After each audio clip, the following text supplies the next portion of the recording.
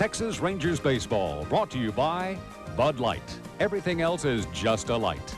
By Southwest Airlines, celebrating 20 years of offering everyday low fares and convenient flights to many exciting destinations.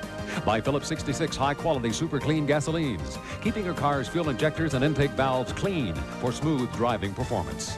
And by Advil, in tablets or caplets. Advil, advanced medicine for pain. Welcome back to Royal Stadium in Kansas City, a Saturday night edition of Ranger Baseball. And the Rangers in the first two ball games here have had excellent pitching performances. They look for number 3 in a row tonight with the Express Nolan Ryan on the hill. Hi, everyone. Steve Busby along with Jim Sundberg. And, of course, along with the Ranger pitching, the Ranger offense has been very solid also against a good Kansas City pitching staff. One of the hottest Rangers right now, Julio Franco. Right in the middle of it. And Julio projecting to get a couple of hundred hits this year. And looks like probably the middle of the last week of the season. I was talking to him this afternoon about the importance of 200 hits and what he thought going into each ball game. Oh, well, yes, I'm conscious of it each game I'm going out there, and I never had 200 hits in my life, so it's something that I'm looking for, and it's something that I want to accomplish. Well, the Ranger offense tonight will have its hands full. The veteran Mike Boddicker is on the hill for the Kansas City Royals. And as we said, Nolan Ryan for the Rangers. Oh, interesting matchup. A couple of pitchers that have their career best numbers against their opponent tonight. Right. Real contrast, though. The fireball and Nolan Ryan and the curveball specialist Mike Boddicker. And kind of a general theme that we've been carrying here, that the Rangers have had a good outing here because of the fact that pitching matchups have been good. And they have had good defense, too, and they hope to continue that here this evening. So a very important game number 3 coming up from Kansas City tonight. We will have the starting lineups and the first pitch for you right after this.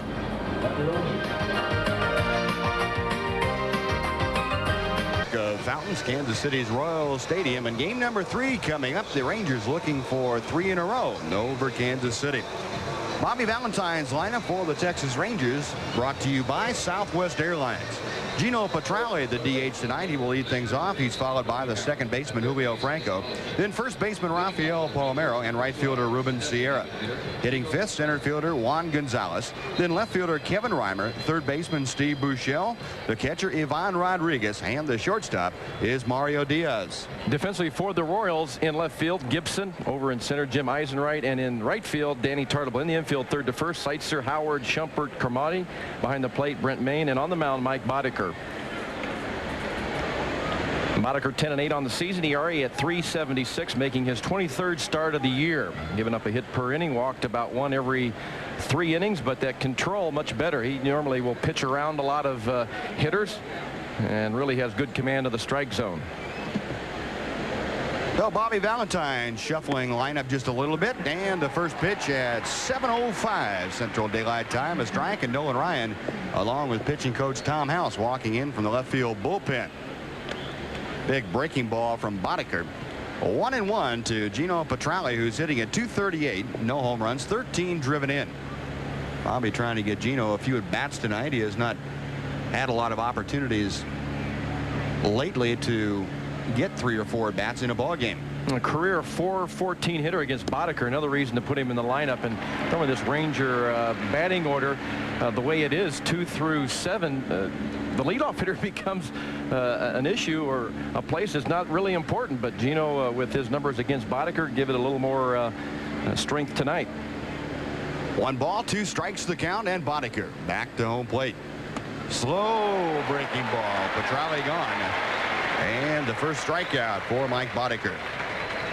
Well, a very nice evening after a few rain showers here earlier. 86 degrees at game time. Relative humidity at 48%. Winds out of the south. They were at 17, a little bit less than that right now. Forecast for later on, chance of some light rain. Some showers in the area, but probably not posing much of a threat to the ball game here. Although right now the outfield is a little damp still from the pregame showers, and early in this ball game especially, that might pose some problems for the outfielders. Yeah, that wet outfield will make balls skip a little bit, a little faster, getting between outfielders. You can see where the tarp covered the infield portion of Royal Stadium. Yeah, outfield a little bit damp. Julio Franco at 336, 11 home runs, 60 driven in. And talked with Julio about competition within the own team here at Kansas City. Has Brett McRae back in '76. Hot shot. It's gobbled up by Shumpert. 2 gone. I talked with Julio about he and Rafael competing, and this is what he had to say. Well, it's been fun for last month, and I hope we keep going that way. Me and Rafael, we're competing for the batting title, and I don't think about that much, but you know, I go home at night and I say, geez, I got 2 hits, Rafi got 2 hits. Let's keep it exciting. Yeah, and it has been exciting. Nice to be able to go home and say, I got 2 hits and he got 2 hits. So here is Rafael Palmeiro, the American League's leading hitter, and he takes a strike 1.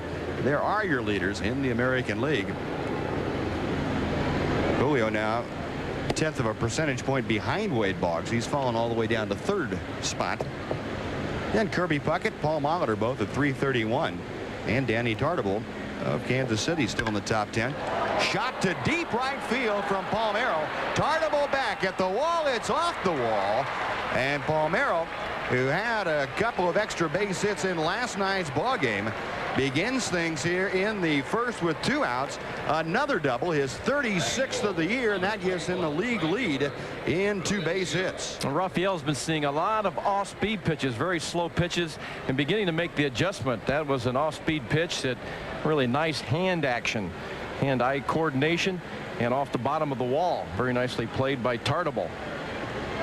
387 or 88 feet from home plate, just to the left of the 385 marker. That's one of the things about playing in this stadium. We touched on it last night. Of course, in Arlington, that ball way up in the seats, but here extra bases, and boy, this ball club would have a ton of extra base hits. They played on artificial surfaces and in a big ballpark. Ruben Sierra takes one inside, ball 1. A symmetrical ballpark here in Kansas City, 330 down each line. The power alleys 385, and then it juts out to 410 feet. A 12-foot high wall surrounds the playing surface. Pitch outside. It's 2-0 now to Ruben Sierra. Ruben at 304, 17 home runs. He and Juan Gonzalez tied for the team leadership with 87 driven in. They are also tied for 5th in the American League with those 87 RBI. Another little area of competition. Well, you can look up and down the American League leaders in offensive categories and find Rangers in just about every one of them. Couple of Rangers. The league's leading hitter at 2nd base, Rafael Palmeiro. Ruben Sierra. Swinging strike, and it's 2-1. And the man in the on-deck circle up among the leaders in many categories, that's Juan Gonzalez.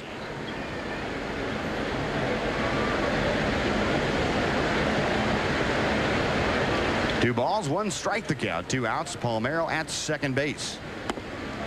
And 3-1. So Boddicker being very careful to Ruben Sierra with the right-handed hitting Juan Gonzalez to follow. First base open here in the top of the 1st inning. That's what I was talking about. Boddicker pitching around people, really does not want to face Sierra. In fact, wants Sierra to swing at something bad. Chop foul, although that with Ruben is not necessarily good as far as the pitcher is concerned. Ruben, one of the better bad ball hitters in baseball, and that can actually be really one of the worst enemies. The fact that he is such a good bad ball hitter, able to expand the strike zone. It only gets to be a point where you can expand it. It gets a foot outside. It's tough to get to those pitches, and even though he's good at it, it can be the bad side, the dark side. May the force be with you. 3-2 pitch. Breaking ball just a little bit high, and Sierra aboard with the 2-out walk. So runners at 1st and 2nd here in the Ranger 1st inning, and Juan Gonzalez coming up.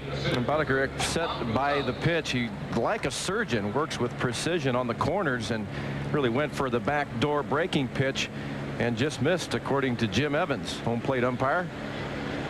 That might have fooled both hitter and umpire. Jim Evans, one of the best in the league. Juan Gonzalez at 299 now, with the team leading 24 home runs and those 87 driven in. Saw Boddicker drop down on that last pitch. That's something he will do. Not only does he have the ability to use both sides of the plate with the fastball, has the good curve and change, but he'll drop down again right there. A little sidearm curveball, change speeds, and even though he has 3 pitches, it's almost like 7 or 8.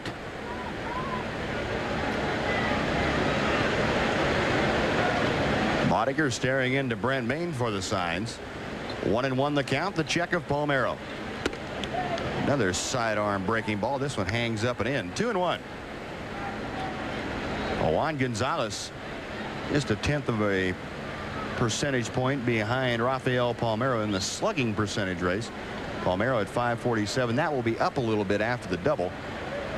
And Gonzalez 546. Danny Tartable, the league leader, at 605.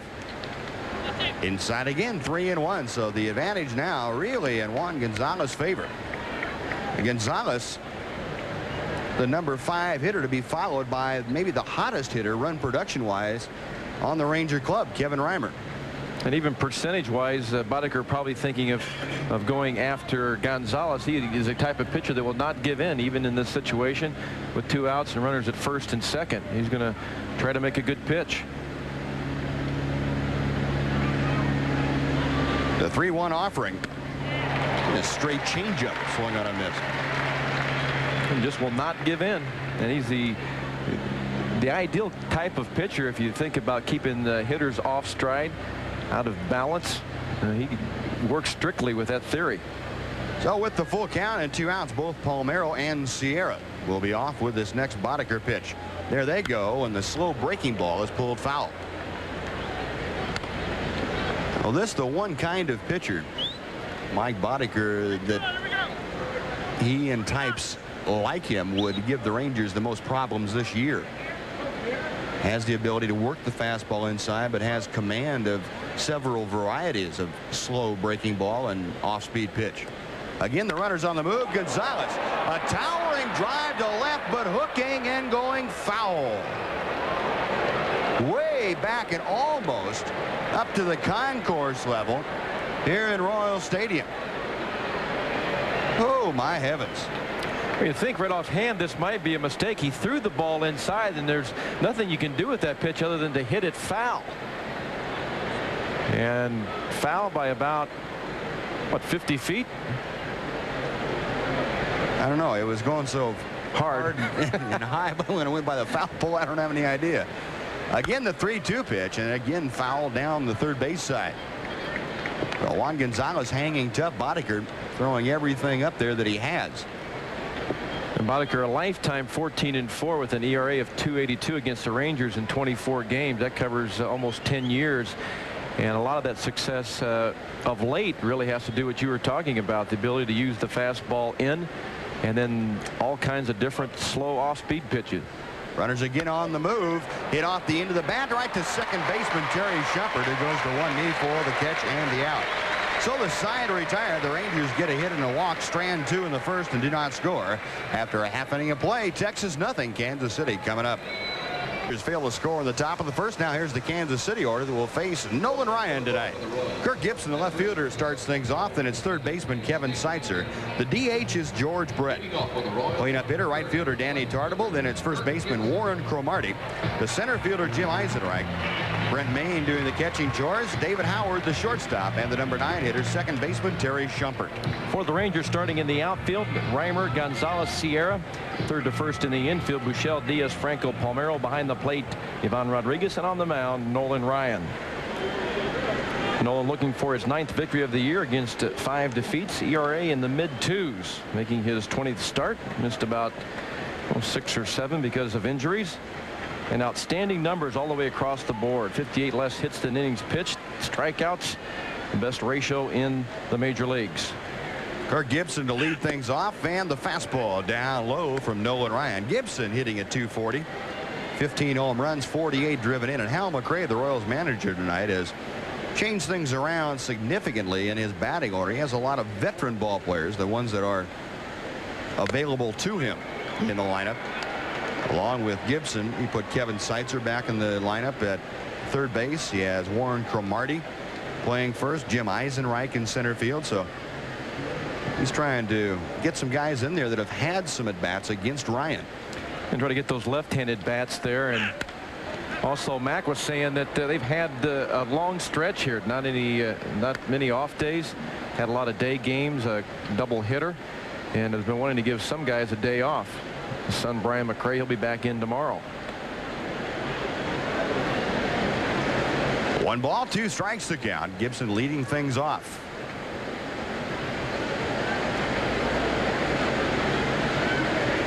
And Nolan back with a 1-2 pitch. Line drive, center field. That'll be a base hit. Juan Gonzalez plays it on a bounce, and Gibson aboard with the lead.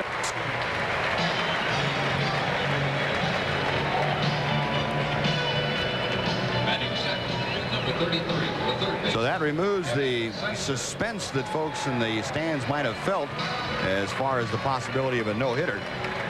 Kirk Gibson taking care of things. There's only one good changeup, and that's one down in the strike zone. This one left about belt buckle out over the plate, and Gibson with a shot to center. Gibson aboard, and he still has better than average speed. Kevin Seitzer up there, who's very proficient at moving the ball around. Breaking ball hangs inside, ball 1. Well, it's much better evening for the Royals to try to use the stolen base. The previous 2 nights, more of the hit and run, but with Nolan on the mound, the big leg kick offers speedsters like Gibson a chance to get a big jump. Ryan with a check of Gibson, who has a pretty good lead at first base, and Nolan drives him back.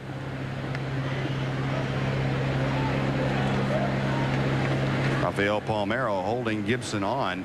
Kirk Gibson with 15 stolen bases and 18 attempts this year. He is second on the ball club to Brian McRae in stolen bases. He's on the move. The throw to second, not nearly in time.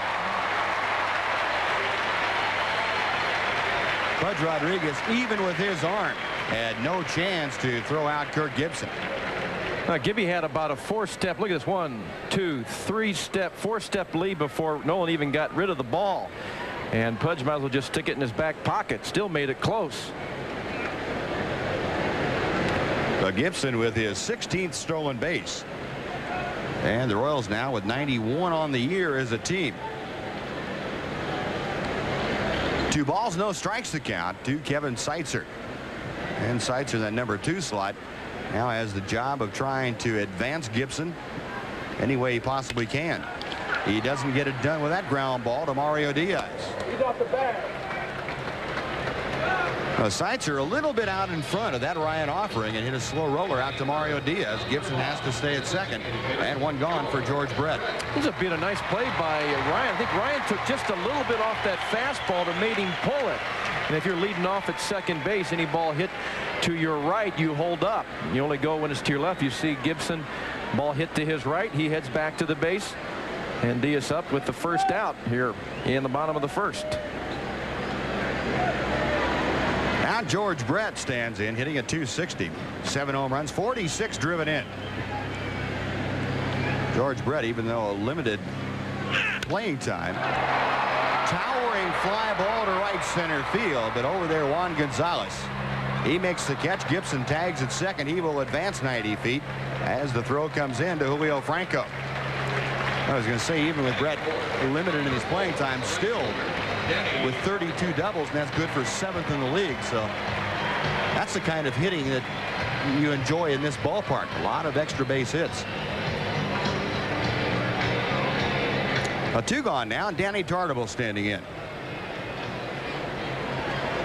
Tartabull at .324 now on 25 home runs, 80 RBIs. Tartabull 8th in the, make that tied for 8th with Mickey Tettleton of Detroit in the home run race. Cecil Fielder and Jose Canseco still leading with 35. Up high, ball 1. We've got 3 pretty good hitters in the American League this year that are in the top 10 in average home runs and RBIs. Tartabull, Thomas, and Ripken. Not many years do you see at least 3 with those kind of numbers. Tartabull with outstanding year. A lot of it due to manager Hal McRae. Tartabull very clear about that, and he starts talking about his turnaround, that Mac has been a big help.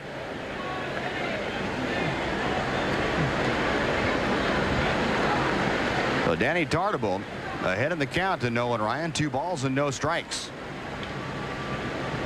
Nolan working from the stretch with Kirk Gibson at third base, and a fastball fouled back. That was up in a danger area as far as Tartabull is concerned. That is sheer power against power. That's one pitch that a guy like Nolan Ryan gets by with that not many pitchers do. You have a little extra umph on the ball, and it's just enough that the hitter will foul it off instead of drilling it into center, into the gap somewhere. Inside corner at the knees, 2-2. Danny Tartabull says, wow, not only does he throw one by me upstairs, he paints the inside corner knee high. I've always felt that the kind of success, or the way to have success against Tartabull, is to really work the inside part of the plate. Thing is, he's so disciplined in laying off that ball, and if you can work the inside for strikes, chances are he's going to let it go. But boy, you have to be very good in there. The count fills out now. Tartabull trying to prolong this first inning. He will be followed by Warren Cromartie. Nolan ready for the payoff pitch. Just a little bit low, and ball 4 to Tartabull. Nolan, an extended glance into Jim Evans. And that puts runners at the corners with 2 outs. Pretty good movement on this fastball. They're set up inside, and the last little movement inside, Tartabull might have helped by moving that leg and give a little notion to the umpire that, hey, that ball's in here deep, don't call it. So Nolan with his first walk now, and Warren Cromartie coming up. Cromartie with just 116 at-bats on the year. He is the top pinch hitter, however, as far as at-bats on the Royals club. He has 29 pinch hit at-bats and 7 pinch hits. 328 the average overall. Warren Cromartie's home run against the Yankees last week, his first in the United States since 1982, when he was a member of the Montreal Expos. Played for 6 years in Japan. Enjoyed a lot of success over there. Pitch outside, the count evens now 1-1. Now, Mac, you mentioned wanting that veteran bat in there, veteran left-handed bat. The Royals came through a hot stretch, won 22 of 27. Now they've lost 7 of 9. A lot of that has to do with offensive problems over the last 15 ball games. A check swing. It's a strike to the outside corner, and it's 1-2.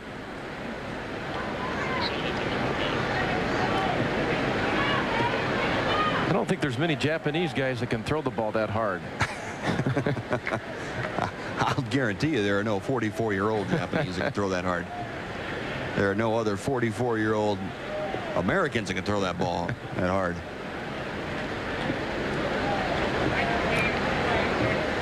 Ryan's 1-2 pitch. Nubbed off the end of the bat. Cromartie still has some life. Might have seen a potential Nolan Ryan in the Little League World Series today. Watching that game, youngster throwing the ball in the 70s from 45 feet. We were trying to calculate what that was, or what that would be like at 60 feet 6 inches, and we had it in the mid-90s. Those poor kids trying to swing at a ball that coming at that speed. Breaking ball hangs outside just by a little bit, and it's 2-2. How'd you calculate that? I had one of the sharp sports writers that covers the Ranger team that brought out a little calculator and ran some numbers up there, and he figured it was around in the mid-90s. Cromartie, a ground ball, base hit to right field. Gibson scores. Tartabull stops at second base, and Kansas City has taken a 1-0 lead in the first inning. So Warren Cromartie, his 18th RBI of the year, gets the Royals on top here. Batting 6, number 8, the center. Nolan really struggling with this stuff. His fastball, even again here, the changeup. Normally with left-handed batters, Nolan will use that pitch early in the ball game if he doesn't have the good fastball, and Gibson and Cromartie have been able to handle that pitch here in the first. 1-0 Kansas City. Runners at first and second, still 2 outs, and Jim Eisenreich to the plate. Eisenreich, a .296 hitter. Strike 1 on the fastball. Eisenreich close to 300 at bats. He had played a lot of outfield. Of course, with the injuries the Royals had suffered to some of the outfielders, Gibson in and out of the lineup outfield wise, and Tartabull also. With Brett gone, they used Eisenreich a lot. Also spent some time at first base, his first stint over there in his major league career. Jim Eisenreich with a home run and 31 driven in. Nolan's 1-1 pitch. A ball and 2 strikes. Eisenreich becomes one of those players you say you kind of hang with it. You got a pretty good outfield in Tartabull, McRae, and Gibson, and with George Brett DH, and there really has not been a spot for Eisenreich. The guy's been a pretty good hitter for this ball club over the years.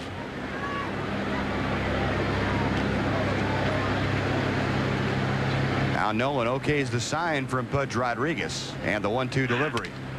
Broken bat looper up the middle. Cut off by Diaz. Now the throw behind Tartabull. They've got him in a rundown between third and home.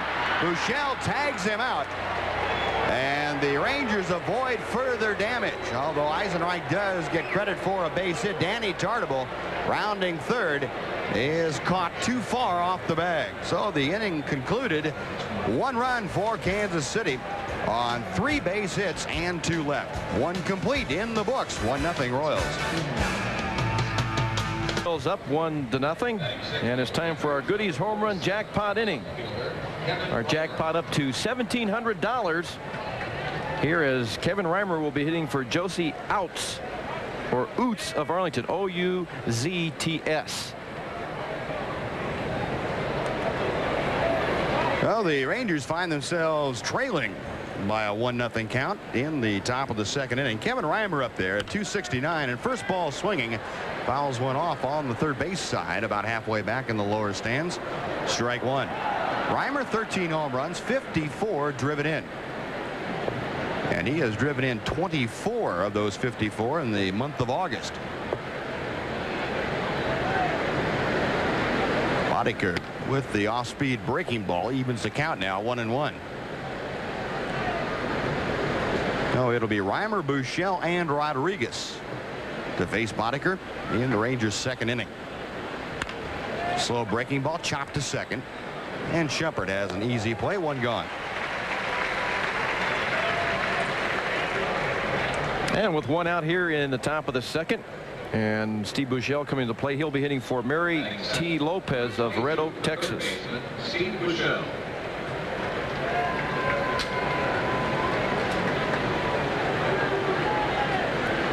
Steve Buechele, well, this would be a great time to tie his career high for home runs in a season. He has 17. That's just 1 short of his career best. And I know Mary Lopez of Red Oak would like for him to do it right here. That would mean $1,700 from the folks at Goodies. Boo hitting at an even .260 as Boddicker comes back with a fastball, and he pops it up to shallow center. Eisenreich there, and there are 2 outs. There's not much Boo hasn't done this year. You take the averages higher, all the numbers up, home runs, RBIs, plus leads AL third baseman in fielding percentage. So he is put on some kind of a year. And with 2 outs and Pudge Rodriguez up, he'll be hitting for Travis Aiton of Azle, Texas. Well, I get some tough ones tonight. A-I-T-O-N. No, they'll spell it correctly on the check. You don't have to worry about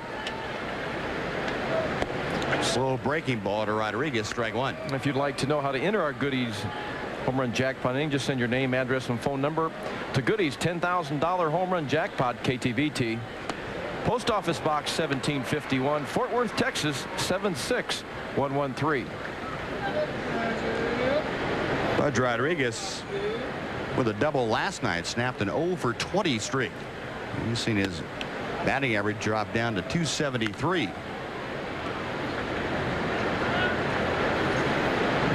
Pretty tough for a young catcher, Jim. Nobody would know that better than you, to come to the major leagues and have your entire game, offense and defense, come together. And Rodriguez gone on strikes, so Boddicker gets his second punch out of the night. The Rangers are gone in order in the second, and after 1.5, Royals 1, the Rangers nothing. Part by Diet Dr. Pepper. There's no stopping the taste. By Steak and Ale, the legend in steak. And by your local Nissan dealer. Nissan, if you try it, you'll buy it. As we move to the bottom of the second, it will be the bottom third of the Kansas City order to face Nolan Ryan, who gave up a run on 3 hits in the first inning. Brett Maine, the young catcher, to start things off. Maine hitting at 266 with 2 home runs and 21 driven in.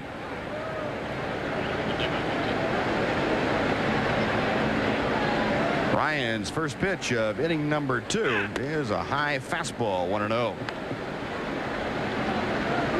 Nolan trying to keep the string of Ranger outstanding starting pitching games alive.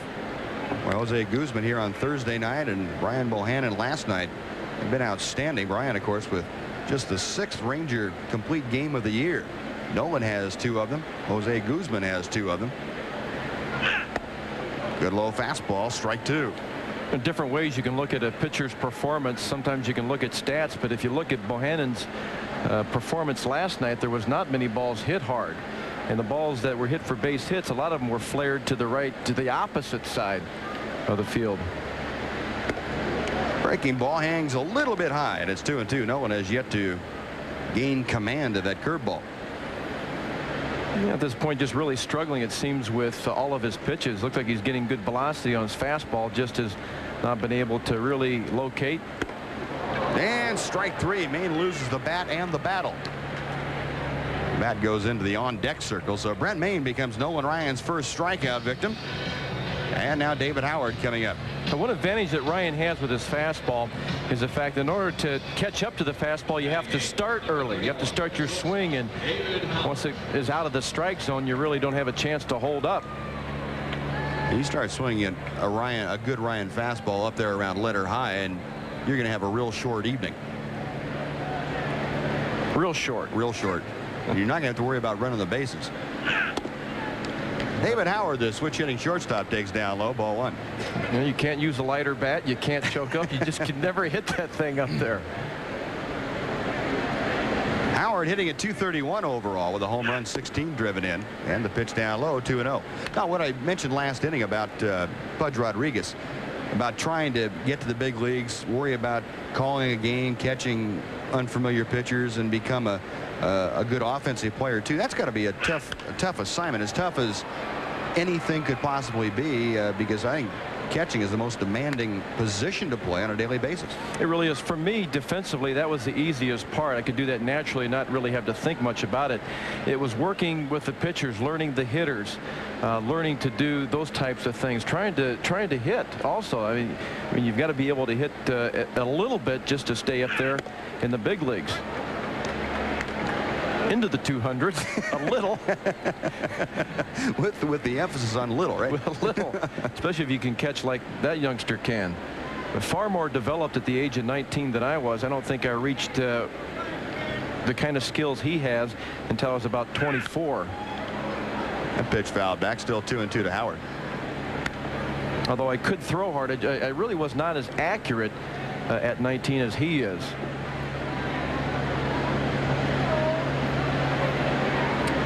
Back 74, Charlie Severa's bullpen coach told me, hey, get a black book, put all the names of the hitters down in there, make notes, make notations after the ball game so you can remember, keep track. So there's a lot of baseball, a lot of catching has to do with what goes on between home plate and pitcher's mound. Now the count runs full to David Howard. He's the number 8 hitter, to be followed by the second baseman, Terry Shumpert. Ryan with the payoff pitch. High fastball, ball 4.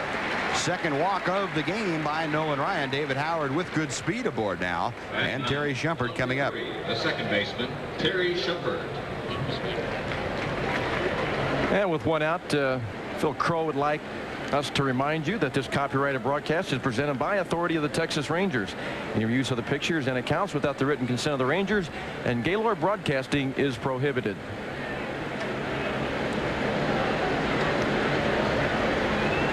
Terry Shumpert, who was the leadoff hitter last night, again back down the number 9 slot as he was on Thursday.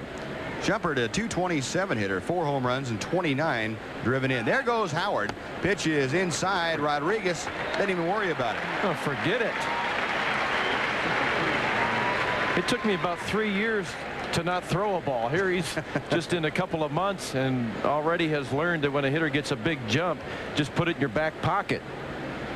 My, that's one of the biggest jumps I think I've seen for some time. And it was a off-speed pitch too. It looked like the breaking ball, and Pudge Rodriguez didn't even come up out of the crouch. Pitch inside, 2-0 to Terry Shumpert. It was the Kansas City Royals back in the mid-70s that really come up with the idea of timing the pitcher from the time he makes his first move until the catcher catches the ball, and then all the catchers were timed from the time they caught it until the ball was thrown and caught by the second baseman or shortstop at second. You add those two numbers together, and that basically tells you if you could steal off of a particular combination that night. And this is, as I mentioned earlier, a pretty good night for the stolen base. And Steve Boros was the Royals coach at that time, who really started keeping track of those times, the split as he called it, the time it took the pitcher to get the ball to home plate from his first movement. Nolan Ryan talking to Steve Buechele a little bit and kind of pawing at the dirt. He's not real thrilled about something right now. But anyway, the split they would use, as you mentioned, from the time the pitcher made his first move till the ball hit the catcher's glove was one split. And then the time it took the catcher to get the ball out of his glove and hit the glove at second base was the other split. And I think at that time we figured that anything under 3.2 or 3.1 total was pretty fast. I mean, that was going to be a bang-bang play for most base runners. You could come in here for a 4-game set, and 2 of those games Royals would not even try to steal. Then all of a sudden the other 2, they may have 6 or 7 right. attempts, combined together for the 2 games. I'm going to break that down for you. I think your times were around 1.7, 1.8, the fastest that we ever got. There's ball 4 to Terry Shumpert. So 2 walks in the inning, and runners at first and second with 1 out for Kirk Gibson. Well, I need to correct you. It was 1.5. No, it wasn't. It was 1.5. No, it was not. The average was 1.8 to 2. I said the fastest we got you. You might have been holding a stopwatch on yourself. Bobby Valentine out now to talk to his big right-hander. And he's taking home plate umpire Jim Evans with him. So I think the question might be, is Nolan okay or not? Of course, he's been struggling with that trapezius muscle in the back of his right shoulder. And some action will begin very quickly now down the left field bullpen. Terry Matthews up and beginning to throw. So Bobby Valentine now back to the Ranger dugout very slowly. When Steve Buechele went to talk with Ryan, I thought there was one of 2 things, possibly the injury. The other thing was that, David Howard got such a big jump. I figured that maybe Nolan was just upset with himself that he was not more conscious of holding the runner closer. But definitely the look from Nolan, something is not right.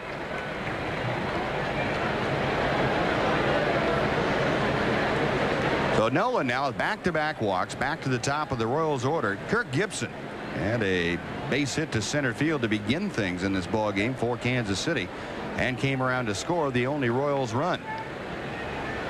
Howard and Shumpert aboard, and the first pitch to Gibson is pounded to right field. That is well foul and out of play. Very reminiscent of the shot that Juan Gonzalez hit for the Rangers to left field his first time up. In a case of a pitcher making an adjustment and the hitter. Last time up, Gibson hit a changeup to center field for a base hit. He comes up looking something different, looking hard on the first pitch. Got a good pitch to hit. Got too far out front. Talk about looking hard. You see that stare that Nolan gave Gibson? That's a hard look too. It should be an interesting pitch. 0-1 the count. High and inside. 1-1. And talking with Gibby today, nice little smile. His ball come up and in. He got hit with a pitch last night and said, hey, and I think his views on being hit are shared by many, is that most hitters don't really get angry if you catch it in the side or down in the leg area. Where most guys get angry is the ball up around the face. That's the one that'll scare you. It's what hitters don't like. Time called momentarily. Anyway, back to that split we were talking about. If you put a 1-7 or a 1-8, which is outstanding for a catcher to get the ball to second base, along with something in the 1-3 to 1-4 area for a pitcher to get the ball to home plate, that's where you come up with a 3-1, 3-2, 3.1 or 3.2. Most base runners with an average jump and very good, most base stealers, it takes just about 3.1 seconds from the time they recognize the delivery to get into second base. So that's why that split is very important. If you were down at 1-5 at one time, you could have the slowest man in the world out there and make it close. Gibson pops this one up on the first base side or third base side and out of play. 2-2. Well, I think that's one thing that a lot of good throwing catchers share in common, is the fact that they can make up a lot of a difference for good jumps. But in the case of the one we just saw, there's not anything in the world that could have made up for that.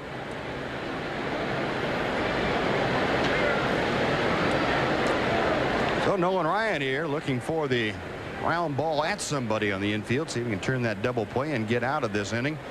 Back-to-back walks to David Howard and Terry Shumpert. And put them at second and first respectively. Now Ryan sets and he checks Howard. Fouled off Pudge Rodriguez's mask. Still 2-2.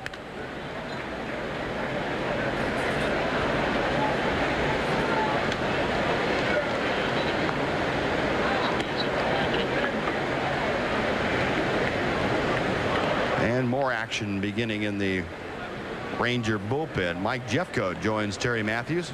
Jeffcoat, of course, the left-hander down there. And both have had a couple of days off, so he should be ready to go.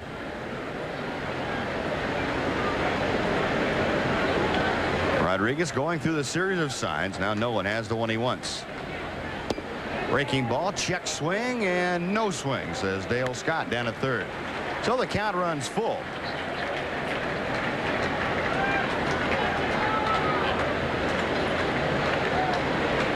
Kirk Gibson with that very short stroke, so he's able to check that swing a little more easily than some other hitters.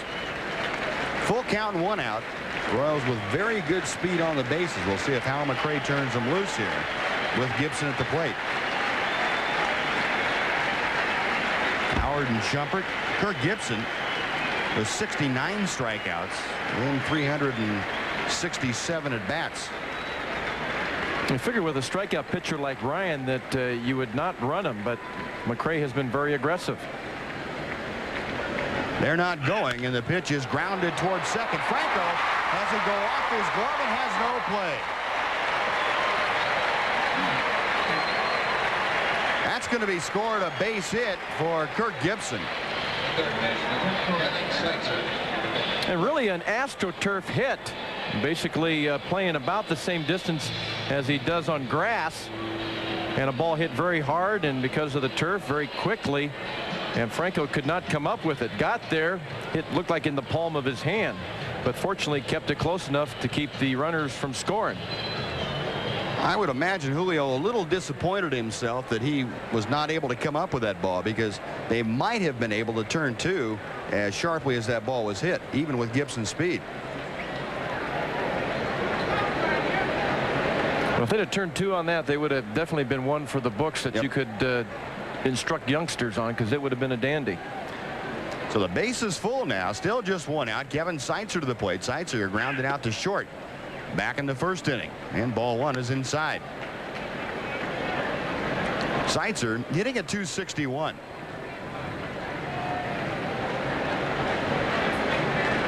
Getting the start, as we mentioned tonight, at third base. Bill Pecota, since the All-Star break, has taken over the starting role, but Al McRae, after losing 2 straight to the Rangers, has decided to make some changes, and against Nolan Ryan also. 1-0 pitch. This could be 2. Franco, Diaz, and that's all they'll get. And coming in to score is David Howard. Looked like the ball was hit a little more sharply, but apparently it had some side spin on it because it kept going away from Julio to his left, and he had a much longer throw by the time he got the ball. So 2-0 Kansas City, the RBI fielder's choice off the bat of Kevin Seitzer. You'd like to see just a couple of hops, but this one spent a lot of time on the ground and rolling towards first base. Julio had to make an awkward turn to hit Diaz. Gibson coming in hard also makes a big difference. The 2 gone. Royals have scored 1 in each of the first 2 frames. George Brett to the plate. High and away, ball 1. Brett fly to pretty deep center field his first time up. You know, really a classic matchup right here. A couple of future Hall of Famers. I think some think there might still be doubt as to whether George will, but I don't think myself that there will be. He definitely going to show up in Cooperstown. Really, of all the guys that I have played with, playing both with Brett and Ryan, I don't think there's ever been as many people sought after by the fans for the autographs as these two. Played with the Cubs with Dawson and Sandberg there, with Milwaukee with Molitor and Yount, and then with a lot of players at the Rangers over the years. But the 2 right here. 2-0 pitch up the middle, base hit. Shumpert scores. Seitzer going to third. He will make it standing, and it's 3-0 Kansas City. George Brett with his 47th RBI of the year. We just about probably lost an umpire for almost lost an umpire for about a few weeks. George Brett, a shot, and the umpire, whoa. Tim Welke doing a pretty good dance step. He ought to choreograph that thing. That might become popular. I'm sure he may have to take a couple of innings to get over that one. So Brett with the RBI single. Shumpert scoring, and now Danny Tartable, who walked his first time, steps in. Breaking ball down low, ball 1.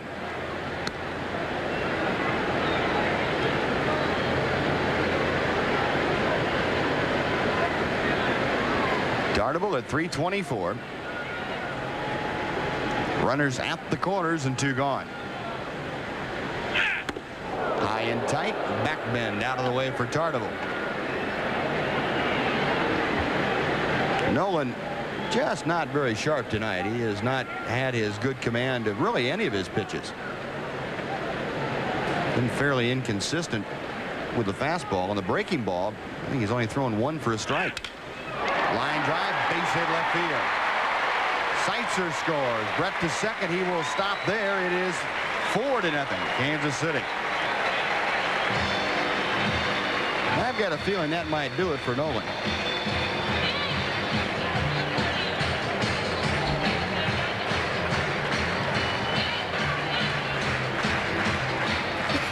Get a look at just how quick you have to be to hit Ryan.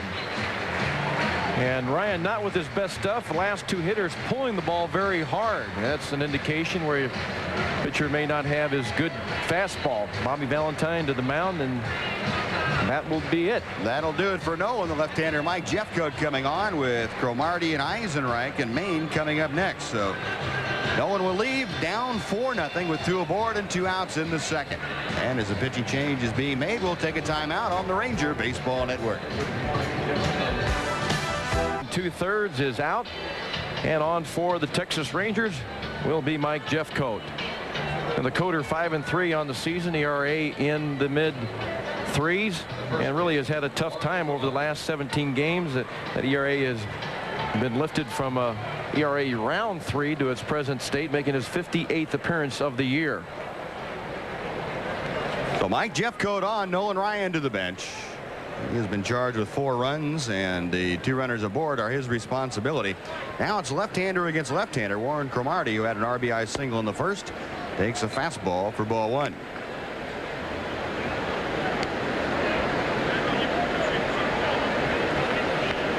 Jim Evans taking a look at that ball. He wanted to intercept it before it got to Pudge Rodriguez. I guess Cromartie had asked him to check it.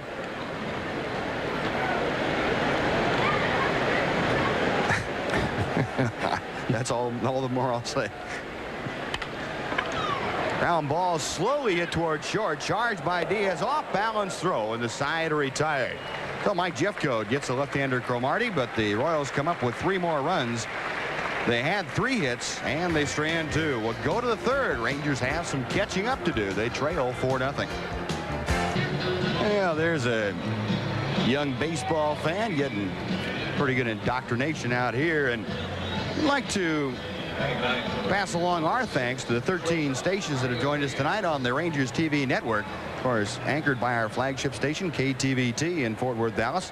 Appreciate you being along with us, and if the Rangers can come back in this ball game, get a few things going, we'll have some excitement for you the rest of this month and into September. Rangers trailing by 9.5, but they have some ball games left with the people in front of them, so it should be a very interesting September.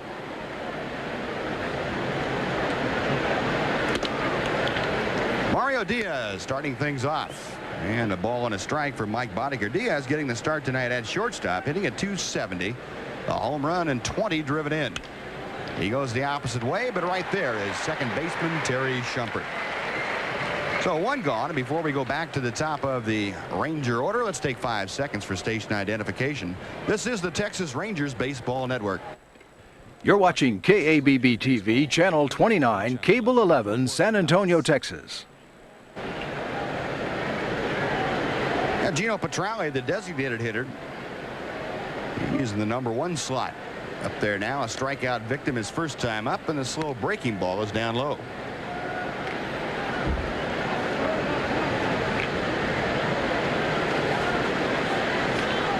Boddicker with a changeup, and that misses. Gino, 2 out of his last 16 times to the plate now, and he has seen his average fall some 17 points. 2-1. I mentioned the first time up, his career numbers against Boddicker coming into this game, .414.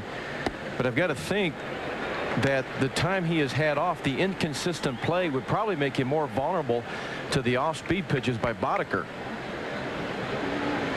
2-2 pitch. Line drive right field, sinking in front of Tartable for a base hit. So Gino Petrale, it's the second Ranger hit of the night, a 1-out single here in the 3rd inning. I didn't have trouble with that one. And while we have a moment here, I'd like to pass on a little information about Ranger games. Prior to all Ranger home games, your group can enjoy a catered cookout at the Kingsford Picnic Plaza, then walk to the stadium and enjoy the game. So if that interests you, you can get more information by calling 817-273-5000. Can you call an order or something to go? I'm kind of hungry up here. You can run down and pick it up real quick between innings. Outside corner, and it's a strike to Julio Franco. Does Morton's have cater out here? That's Kingsford Picnic Plaza. Julio Franco grounded to his counterpart, second baseman Terry Shumpert, back in the 1st inning.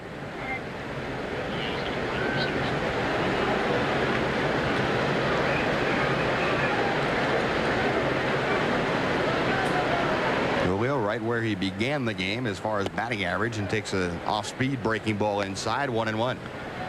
One more note for you on Gino Petrale. We have mentioned from time to time the home run drought that Gino has had. The last home run he hit was off Mike Boddicker, but you have to go back a ways. June 20th, 1989. Better than 2 years ago. 2-1 now. Julio out to take a look down to third base coach Dave Oliver, just in case Bobby Valentine might want to get something going on the aggressive side here. Petrale at first, and Julio Franco, good guy to have, hitting with a runner on first at the plate. Goes to the right side, but it's out of play. And Boddicker, the type of pitcher that really doesn't strike out a lot of batters, about 1 every 3 innings. He's really a fly ball pitcher. And that's why this ballpark seemed to be kind of a marriage made in heaven for him when he came here from Boston. Big confines of this ballpark and being a fly ball pitcher seemed to go good together. So as far as putting runners in play, at least normally you don't have to worry about the batter missing it. Fly ball again, the right side, and that will reach the seats about 15 rows deep.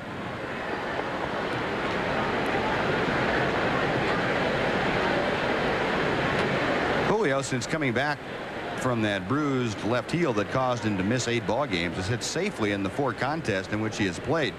He's gone 6 for 16.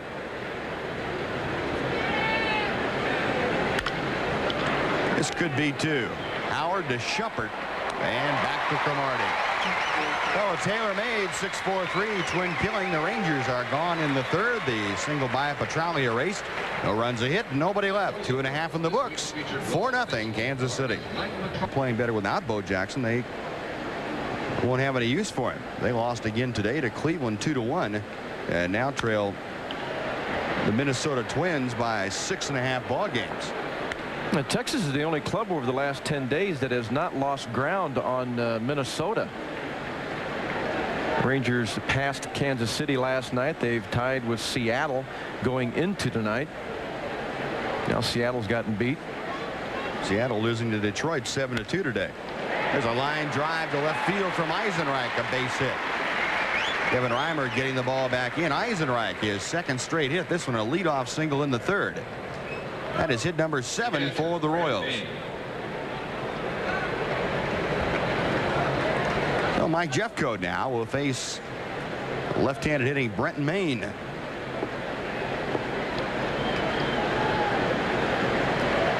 Maine a strikeout victim. As a matter of fact, he was the only Royal that Nolan Ryan was able to punch out this evening. Maine at 264. Check swing, and it is a strike, says Dale Scott on the appeal. 0-1.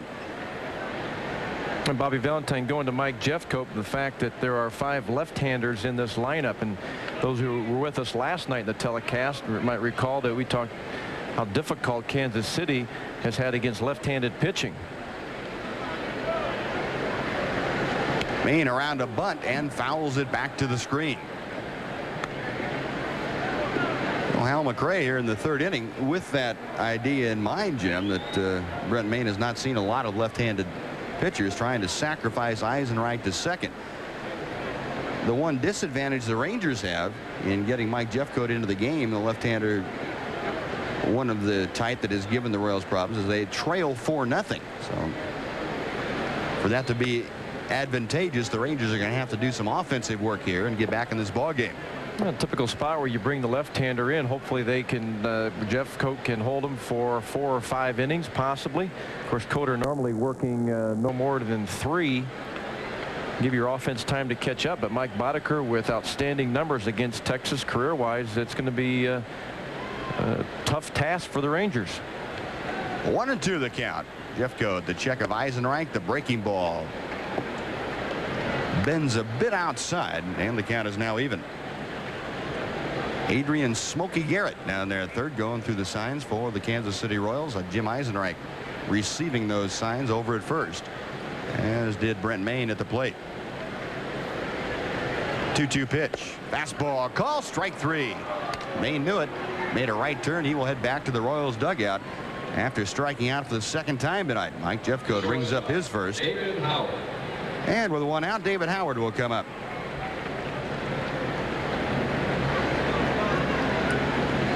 David Howard, the switch hitting shortstop, now turns around to hit from the right side against the left-hander Jeffcoat. Howard walked and scored in the 2nd inning. David Howard, who is hitting .231 overall, a little bit better from the right side, where he's hitting .255. Toss over to 1st. Eisenreich back.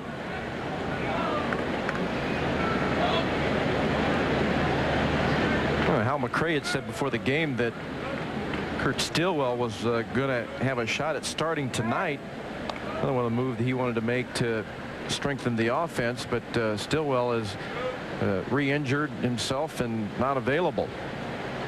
He had an injury similar to that of Julio Franco, a bad bruise on the heel. Howard trying to bunt his way aboard. That was not a sacrifice situation, and fouled it back on the screen. All of the young players in the Royals order when they are in there, Howard, Shumpert, Brian McRae, will show you bunt, and they are very accomplished bunters. They work on it every single day, and they like to be able to use that speed, especially Howard and McRae, who are switch hitters. Little pop-up foul territory. Over comes Rodriguez, a slide, and he comes up a bit short. That ball just not hit high enough in the air for Pudge to have an opportunity to get underneath it. And the slide going close to the dugout, the fence, really is a way of getting to the ball as quickly as you can, and yet try to stop your momentum and keep from getting smashed up against something. Yeah, even though those railings over there are padded, that wouldn't feel very good running into them full speed. Remember that picture of Earl Batty in the '65 World Series doing that? Getting it right in the top of the chest. It was at Dodger Stadium. Was it right in the middle of your career about then? Yeah, it was just on the downside of my career. Yeah. Matter of fact, that is when my career started going downhill, about my junior year in high school.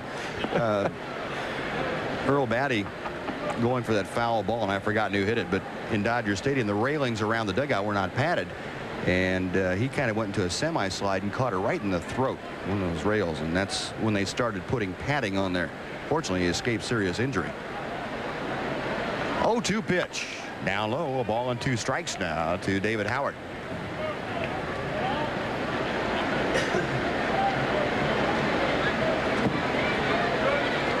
Jim Eisenreich aboard at first base after a leadoff single, 1 out.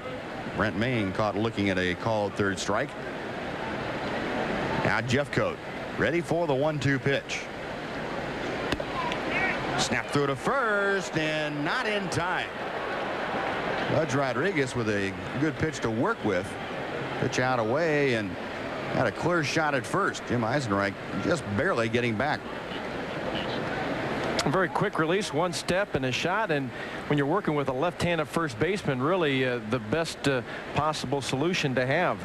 The glove is closest there to make the tag. Right-hander has to come back across, do a little shuffling to get himself right. There goes Eisenreich. The throw is not in time. The strikeout recorded, Howard down, but Eisenreich gets his 4th stolen base of the year. Well, the one thing against a left-handed pitcher, you make a move on, you go on first movement, and when that happens, the catcher again does not have much of a chance. A lot of times against left-handed pitchers, that's what base stealers will do. If the pitcher throws to first, they're caught, but if they deliver to the plate, they end up with a stolen base. Well, that is the 3rd stolen base of the night for Kansas City. Eisenreich gets his 4th of the year. He's in scoring position now, and Terry Shumpert to the plate. Shumpert, like his predecessor David Howard, walked and scored last inning.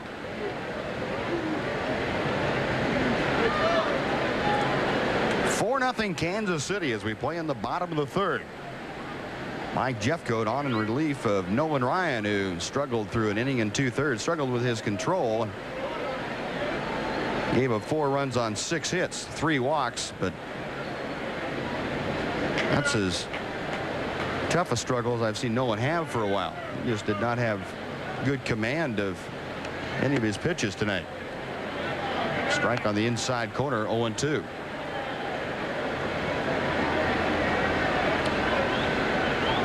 Probably the toughest outing we've seen Tex have for some time. Normally you'll see him recover. He's the type of pitcher that even though he doesn't have his best stuff early, you know, a couple of them he'll work one, either the fastball or maybe the breaking ball, possibly sometimes the changeup, but one of them will get him through those early innings until he really finds his rhythm and gets himself together. But tonight didn't happen. A ball and 2 strikes now, the count to Shumpert. Jim Eisenreich, the runner at second base. Jeffcoat back to the plate. Another breaking ball in the dirt. This one blocked nicely by Pudge Rodriguez. Pudge getting a pretty good workout back there this evening. He spent a lot of time back there. He got down, kept the ball in front, and that's basically the job you do. You get down, keep that hole covered that's between the shin guards with your glove, and keep it close to you. He likes to let the ball go out in front of him a little bit, kind of like encouraging the runner to just take off a little bit. Shumpert, a shot up the middle. Diaz, a 360 and a bounce. Not in time. It gets away from Palmeiro. And here comes Eisenreich to score. will be a base hit for Shumpert, and an error charged to Mario Diaz on the throw that allowed Jim Eisenreich to come in to score. So no RBI for Shumpert. A great play up the middle just to get to the ball, and he does a little circle here, try to gain his balance, and the off-balance throw. The short hop just too quick to Palmeiro. Hit right on that spot of the AstroTurf in the dirt as Eisenreich crosses for the 5th run. That's one of those bounces you call a tweener. Right in the middle of where you'd like to be able to either handle a short hop or a real long bounce, and that was right in between. And usually about 50-50 as far as coming up with that. So it is now 5-0 Kansas City. They have scored at least once in each of the first 3 innings. And with Kirk Gibson to the plate, Bud Rodriguez is going to go out and have a chat with Mike Jeffcoat. Well, that's the first error that the Rangers have made in this series. They have played outstanding defense.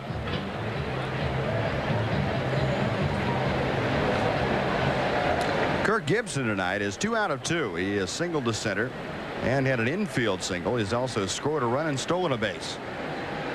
So Gibson now up to 244 with the average. First pitch to him is a strike with the fastball.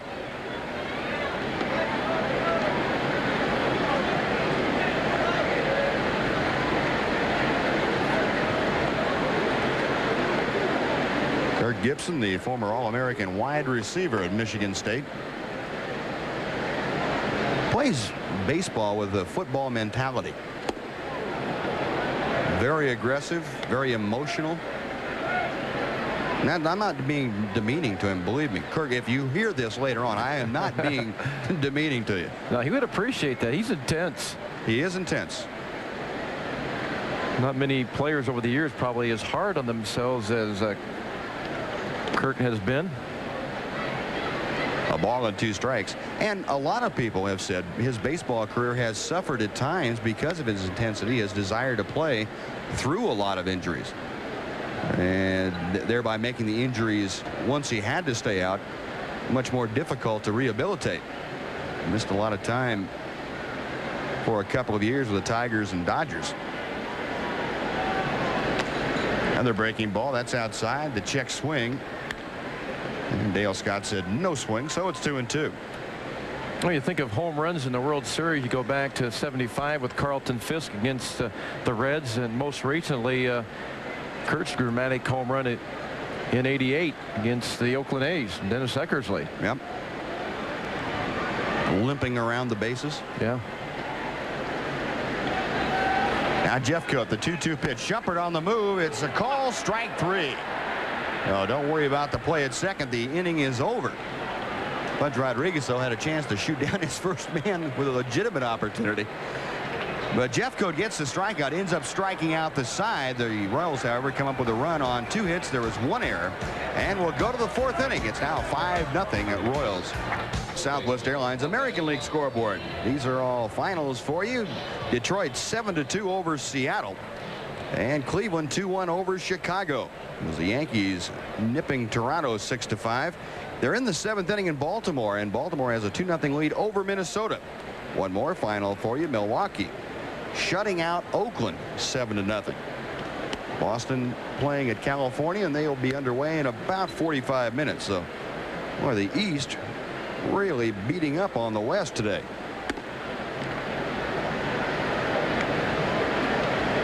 Top of the 4th inning, Rafael Palmeiro, who is 1 for 1 with a double off the right field wall, starts things off. 2-0 pitch, down low, 3 balls and no strikes. Rafael now at .339 on the year.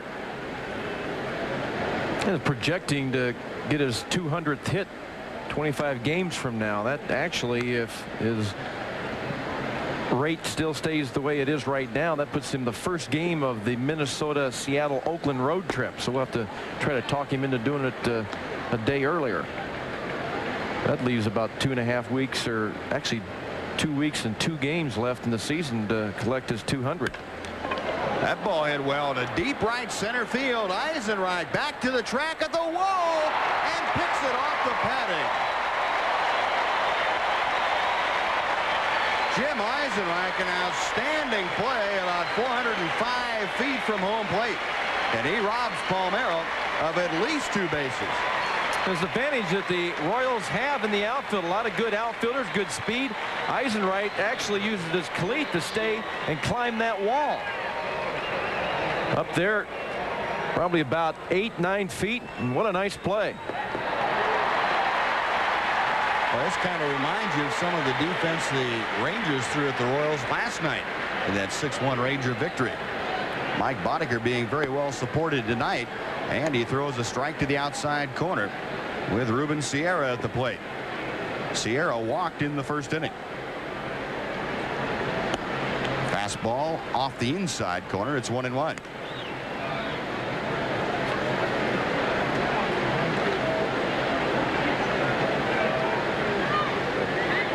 Boddicker back to the plate. Ground ball, first base side. Cromartie takes it to the bag himself, and there are 2 gone. Well, we have a couple outs here in the 4th inning. I'd like to pass on a few greetings back home. Mike and Tony Mason celebrating their 25th wedding anniversary are here tonight with friends Jim and Wanda Parks. They're from Lancaster and want to say hi back to the friends and family in Lancaster, Texas. Juan Gonzalez up there, and big swing and a miss at a sweeping breaking ball. Gonzalez hit a little looping line drive to Terry Shumpert at second base, his first at bat.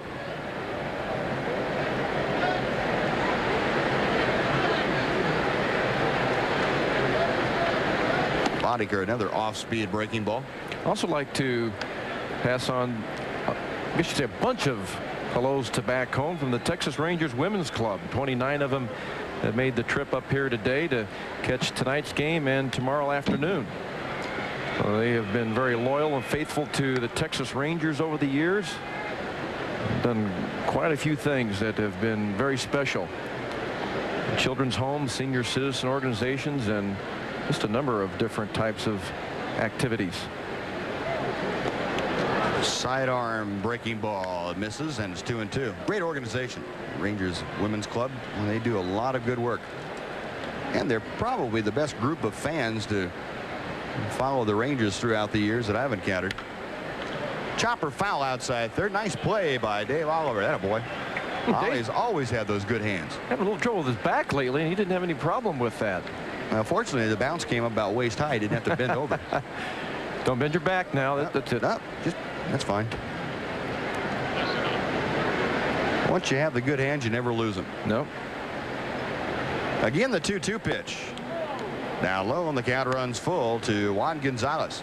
But Juan trying to get something going with 2 outs here in the 4th. If he gets aboard, Kevin Reimer would have a shot at Boddicker. 5-0 Kansas City. The Royals about hit the Rangers 8-2. Way back to left field. Gibson watching this one go on the hill. Goodbye. And the official scorer will not make a mistake on that one. Well, last night I mentioned about the danger of coming inside on 3-2 with a fastball. That there's not a lot of room for air in there in a situation with the fastball count. They go inside. Boom. Left fielder Kevin Reimer. Or the extension, you see the hands really come through. Now Kevin Reimer promptly bangs the first pitch that he sees from Mike Boddicker back up the middle for a base hit. So Reimer 1 out of 2, and all kinds of congratulations for Juan Gonzalez, who now has 25 home runs on the year. The third baseman, Steve Bouchard. That shot about 410 feet or so to straightaway left. It should be 26 after last night. Nothing Juan or any of us can do about that. I'll tell you what, hitting instructor Tom Robson's trying to do something about it. He said he's got a letter off to the commissioner's office to review the films and make a decision.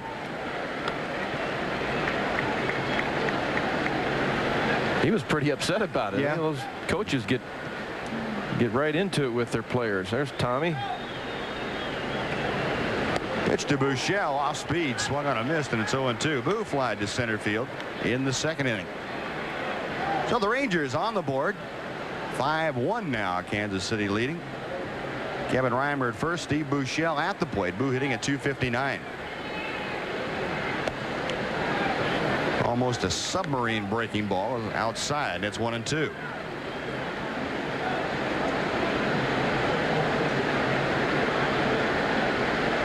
Boddicker has a sign he wants. Fastball chopped right back to it. Easy play for the right-hander. The Rangers gone in the fourth. They get a run on 2 hits and strand their third runner of the game. So to the bottom of the fourth we go. It's Kansas City 5 and Texas 1. Now let's catch you up on the Southwest Airlines National League scoreboard. A final from New York. Cincinnati shutting out the Mets 7-0. And in Chicago, the Padres 4-1 winners over the Cubs. In the 8th inning, San Francisco 5-1 over Pittsburgh. In the 7th, Philadelphia by 1 over Atlanta at County Stadium. 5th inning, Houston shutting out Montreal by 1. And Los Angeles a similar score in the 5th at St. Louis. And Bobby Valentine has gone to the bullpen one more time. And Wayne Rosenthal on for the Rangers. Record at 1-2. ERA around 4.8.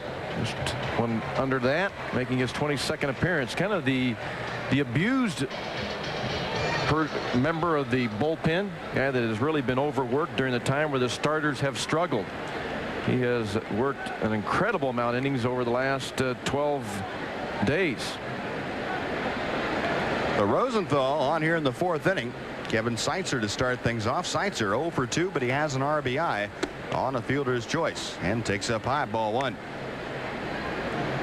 Kevin Seitzer also came around to score in the 2nd inning after reaching on that fielder's choice ground ball. So Seitzer now 24 RBIs as Rosenthal working from the stretch all the time, misses outside 2-0. Bobby Valentine may be already thinking about tomorrow with a 5-1 ball game, and Jeffcoat having 1 1/3 innings where he struck out 3. Maybe saving him for tomorrow once both Rogers and the Coat are available in case Bobby Witt struggles. 3 balls and no strikes the count to Kevin Seitzer, leading off the bottom of the 4th inning. No walks, 3 strikeouts. Rosenthal back to the plate, right down the chute. Seitzer trying to get aboard to start things off. He'll be followed by the DH, George Brett.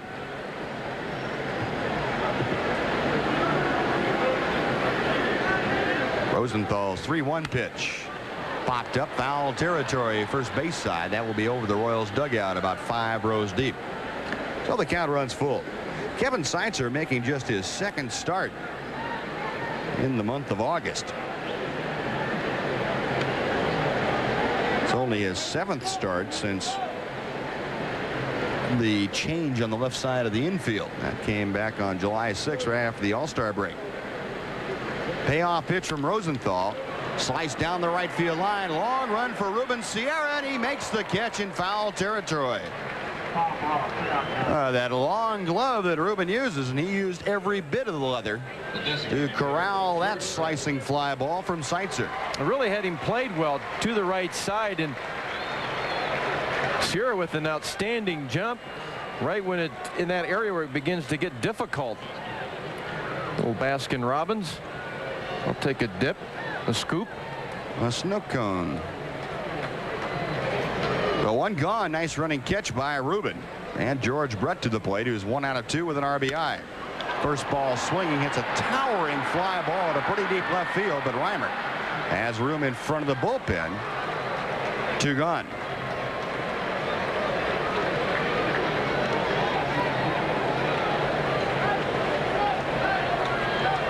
Oh, with the bases empty, now Danny Tartabull coming to the plate. Wayne Rosenthal with a couple of fly balls for the 2 outs here in the 4th inning. Tartabull tonight has walked and had an RBI single. Danny now with 81 RBIs, and he has 10 RBIs in his last 11 ball games. Breaking ball sails up high, 1-0.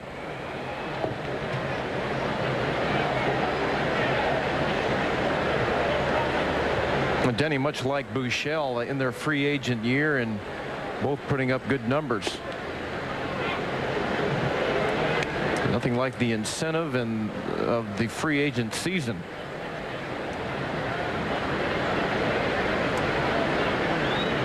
Rosenthal ready for the 2-0 pitch. This one's popped up on the right side. Franco and Palmeiro back there. Julio Franco taking charge. And the side retired. Wayne Rosenthal sends the Royals down in order. In the 4th inning, we've completed 4 from Royal Stadium. It's Kansas City 5 and Texas 1. Work to do offensively, trailing 5-1 as we head to the middle innings. It may be already too late. Mike Boddicker extremely good against the Rangers. He has a 4-run lead, and it's a time though where the Ranger bullpen can kind of kick in and make amends for possibly the past. They can hold the Royals here, let the Ranger offense try to catch up, but it will be tough. Ivan Rodriguez will start things off against Mike Boddicker in the 5th inning. First ball swinging, ground ball, base hit through the left side.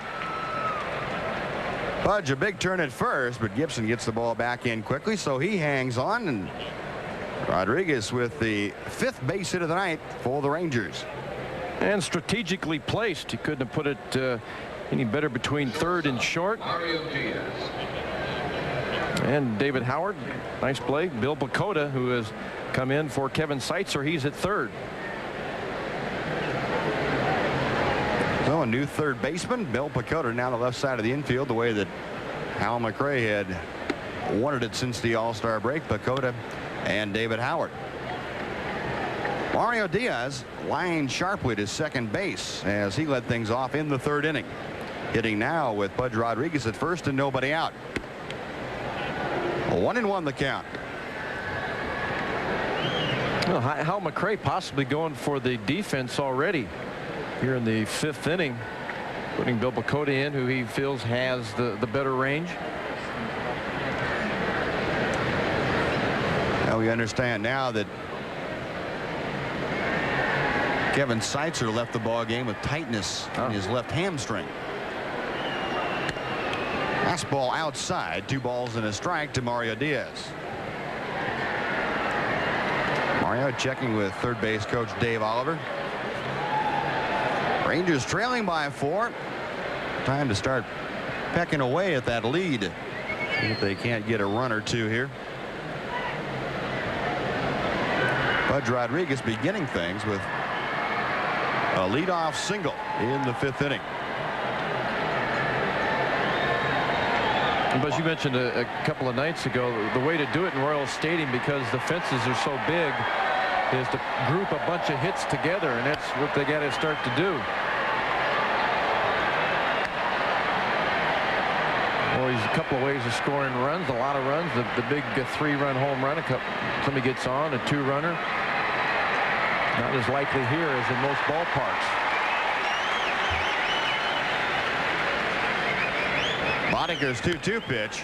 Chopped toward 3rd. Pecota goes to 2nd. They get 1. The turn. And yes, he stayed on the bag. A double play. Warren Cromartie, not the most graceful reception at first base, but he did keep that toe on the bag for the double play, and this was a tough one. A nice play by Pecota. That's a tough play, a big hop and catching the ball with the palm up, and Cromartie with the stretch may have hurt himself. When you don't, either that or swallow part of his chew. That'll hurt too. When you don't play a lot, trying to make a stretch like that is not the easiest thing in the world. So 2 gone. Gino Petralli to the plate, who's 1 out of 2, and he takes up high. 2 balls and no strikes. 2nd double play of the night turned by the Kansas City Ball Club. Boddicker's 2-0 pitch. Hot shot, fair ball, knocked down, and no play once Cromartie is able to recover it. Cromartie kind of laughing. He could not find the ball as he rolled over in foul territory. So it'll go as a base hit for Gino Petralli, his 2nd of the game. He continues to dominate Boddicker. Last time he hit a breaking ball, this time a fastball down the line. And Cromartie, yeah, you got to have fun when you're playing. Got to be able to laugh at yourself sometimes. Might as well, because a lot of times everybody else is. Might as well join him. So 2 hits in the inning, but there are 2 outs, just 1 aboard. Julio Franco takes a pitch outside, ball 1. That's true. If you can't stand back and laugh at yourself, you'd go nuts over the course of 162 games. Well, the guys I've seen go nuts couldn't laugh at themselves. 2-0 the count. Julio 0 for 2 tonight. He has grounded out twice, once into a double play. Well, Franco now down to 335 with the batting mark. Boddicker checking with Brent Main for the signs, and Julio tired of waiting, so he backs out.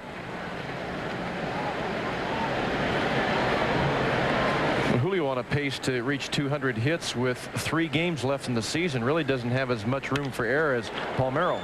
He keeps hitting shots like that. He's got a real good chance of making it. Right up the middle. That's the 3rd Ranger hit of the evening, or the inning, I should say. The first baseman, Rafael Palmeiro. Runners at first and second for Palmeiro.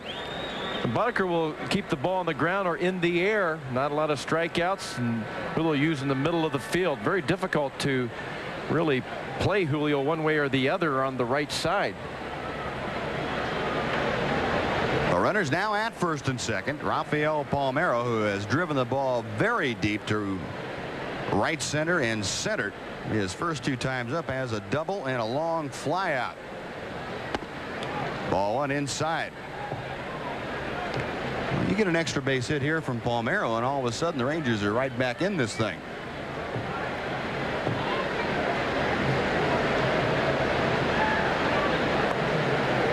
Boddicker, a check of Petrali at second. And the big breaking ball is way low and inside. 2-0 now.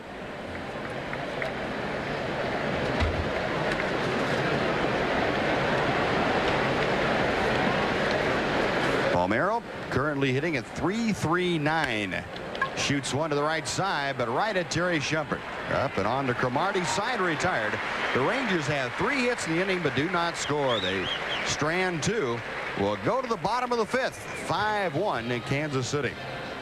In the 5th inning, here's another Black Eyed Pea baseball update for you. Well, it's kind of becoming old hat as Taiwan again winning the Little League World Series in Williamsport, Pennsylvania this afternoon. They defeated San Ramon of California 11-0. They had an 8-run 5th inning, and that is their 15th title in the last 19 tournaments. I wonder what they feed their kids over there. They grow real fast and then stop growing. Boy, I don't know. 15 out of 19. That's pretty good domination. 5-1 Kansas City. Warren Cromartie starting things off, and he pops a foul ball down the left field line. Long run for Buechele, and he can't get there in time. One hop into the seats. Goes the baseball, and we'll come back and try it again at 1-1. Got a defensive replacement for the Rangers, taking over behind home plate now for Pudge Rodriguez is Mike Stanley. You know, thinking about that Little League game, the World Series game today, you know, it's interesting. You go into the clubhouse. A lot of times there are programs that are being showed in the clubhouse, sometimes athletic events. As a shot hit to Diaz over to first, and one out here in the bottom of the 5th. And the interesting thing about that is there were probably more players watching that game today than you see most programs. I think every player here at the major league level at some point their roots are in the Little League program. Little League, Pony League, and good feelings about both. One gone here in the 5th inning. Jim Eisenreich to the plate, who is 2 out of 2 with a run scored. Rosenthal throws a strike. Pudge Rodriguez out after 5 innings of work behind home plate tonight. And Bobby Valentine didn't look like there's any injury involved. It's at least nothing of a serious nature, but maybe Bobby just giving him the rest of the night off to allow him to come back tomorrow afternoon in the heat here in Kansas City.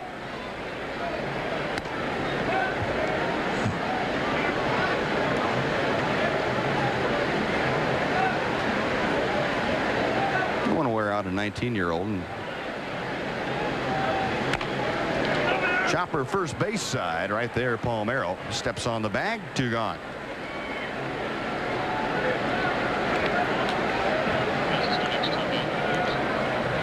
Now, as we mentioned, a day game tomorrow, and make your plans now to be with us for an afternoon contest beginning at 1:30 from Royal Stadium in Kansas City. The Rangers and the Royals wrapping up this 4-game weekend series. That's tomorrow afternoon at 1:30, and the pitching probables in that ball game, Bobby Witt and Mark Gubicza. A couple of guys battling their way back from arm injuries. Gubicza at 7-7, Bobby Witt at 3-5. Brent Mayne takes up high. It's 2 balls and no strikes to the Royals catcher. Mayne has struck out twice tonight. Once facing Ryan and once facing Mike Jeffcoat. Rosenthal's 2-0 pitch got him on the fists, and Mayne fights it off down the third base side. Foul. Starter Mike McFarland recovering from knee injury. And he's due to come back before the season, though. And Hal McRae mentioned that if the team is not in the race, probably will not bring him back. Mayne slices another one foul. This one down the left field line, and that is back and out of play. 2-2. And there's the young catcher developing into an outstanding power hitter. And I believe around 13 home runs about a half a season before he went down. Rosenthal with a 2-2 pitch. Low and away, so the count runs full to Brent Mayne. If Mayne is able to reach, the number 8 hitter David Howard would come up.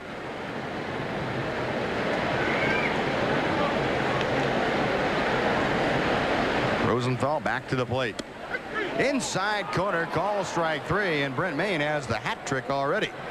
He is struck out for the 3rd straight time, and Rosenthal sends the Royals down in order in the 5th. To the 6th we go. The Rangers trail by 4. Third innings allowing 4 runs on 6 hits with 3 walks and a strikeout.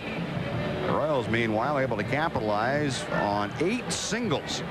5 runs they have scored, and every one of their base hits has been 1 base. Juan Gonzalez, though, got 4 on 1 swing of the bat as he hit his team-high 25th home run of the year to account for the only Ranger run tonight. That was back in the 4th inning, and both Julio Franco and Rafael Palmeiro are 1 for 3. So the batting race continues to be fairly even between the 2 of them. In the Rangers' 6th inning, Ruben Sierra starts things off. Ruben 0 for 1 officially. He has walked and grounded to first. And George Brett has made his prediction, says it's going to be a left-handed batter. I kind of tend to agree with him. George won it last year, and of course at the top right now, Boggs and Palmeiro. I think generally left-handers have the advantage in a sport where you have mostly right-handed pitchers. They have that particular thing going for them. Off speed, chop to first. Cromartie goes to the bag, and for the 2nd straight time, Ruben grounds out to Warren Cromartie. 1 gone. Juan Gonzalez coming up. Well, there have only been 2 right-handed hitters to win the American League batting title since, was it 1971 or 70? Kirby Puckett was the last, wasn't he? Yeah, and Carney Lansford won in the strike shortened year. Now looking at the Red Sox schedule, as Gonzalez will come to hit here in the top of the 6th with 1 out. And the one element that's in Boggs's favor is the fact that in Fenway he's a lifetime hitter of around 400 in Fenway against left-handed pitchers, or excuse me, right-handed pitchers. And they have predominantly, they'll be playing at home more games than not in September. There's a drive deep right center field. Eisenreich on the run at the warning track and hauls it in. Well, Juan Gonzalez showing you pretty good power to right center field after hammering a home run to left field his 2nd time up. The extension and Eisenreich after that play a couple of innings ago makes that look very easy. To continue that thought, as Reimer comes said here, that the Red Sox the last couple of weeks are going to be playing teams Detroit, New York, Baltimore, and Milwaukee. Reimer a shot to right field toward the corners. Danny Tartabull, and the side retired, and Jim Sundberg will finish with the Red Sox schedule when we come back for the bottom of the 6th inning. As the Rangers go down in order, it's still 5-1 Kansas City. It's time for tonight's Southwest Airlines Trivia Quiz. The Kansas City Royals have 3 no-hitters in franchise history. Steve Busby threw 2 of them. Who threw the other one? So I will give you the answer in the next half inning. David Howard starts things off in the bottom of the 6th by taking high and inside, ball 1. Howard tonight has walked and scored, and he has also struck out. Wayne Rosenthal on for his 3rd inning of work, and it's fouled back to the screen, 1-1.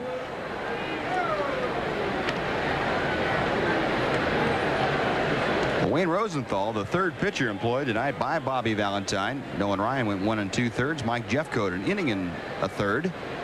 And Rosenthal now into his 3rd full inning of work. 1-1 pitch to Howard. Out of play down the left field line.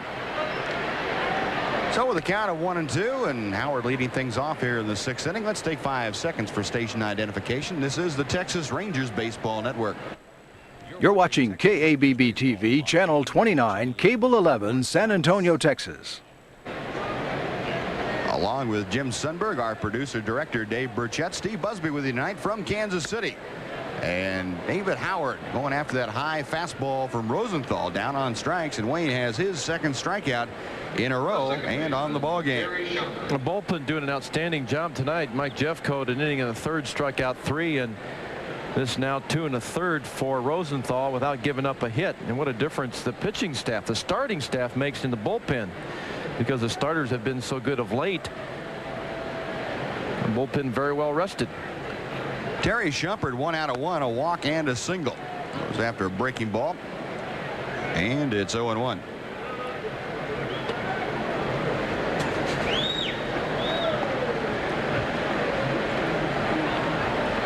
Rosenthal's 0-1 delivery up the middle. That's a base hit for Shumpert. Oh, Terry Shumpert gets the 9th base hit of the night for Kansas City. He's aboard with 1 out for Kirk Gibson. And a reminder that guests appearing on Texas Rangers Baseball receive a gift from the Justin Boot Company. Find quality boots for the entire family at over 4,000 authorized Justin dealers nationwide.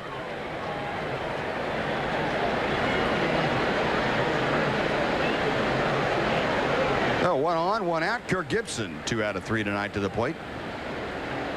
You want to get back to the Wade Boggs Boston Red Sox? Basically, my point is that as you get down the stretch, it appears that Boggs will have the advantage from the standpoint that he's such a good hitter against right-handed pitchers in Fenway, and they'll be playing against teams that predominantly have right-handed pitchers, and he'll be playing in down the stretch games mostly in Fenway. So we'll just kind of look at that as we get down September. There goes Shumpert. The pitch is outside. Stanley's throw not in time. Terry Shumpert has a stolen base. That is the 4th on the evening for Kansas City. And for Terry Shumpert, that is number 16. Very difficult pitch for Mike Stanley to handle, and one of the reasons why his throw probably went into the dirt, and not have the opportunity to do a lot of catching, and have to come out and try to snab a difficult pitch to throw out the speedy Shumpert. So Shumpert at 2nd. Count of 1 ball and no strikes to Kirk Gibson. 1-1. Well, what about the idea that Rafael Palmeiro is going to get an opportunity to hit in some pretty good hitting parks too, along with Arlington, of course. You've got some games in Minnesota and Seattle, both those artificial surface fields. Finish up here too. You have 1 more game here, so I think for a guy like Rafael, that's got to benefit him also. Well, I think it's going to be fine. I think the one thing that could be difficult, the Seattle Mariners have a tough left-hander in Randy Johnson. Of course, Palmeiro has not had a lot of problems against left-handers, but I think the pitching matchups down the road probably favor Boggs. Okay. Not that Palmeiro won't be there. I'm sure he will be. Well, I'm sure he's going to show up.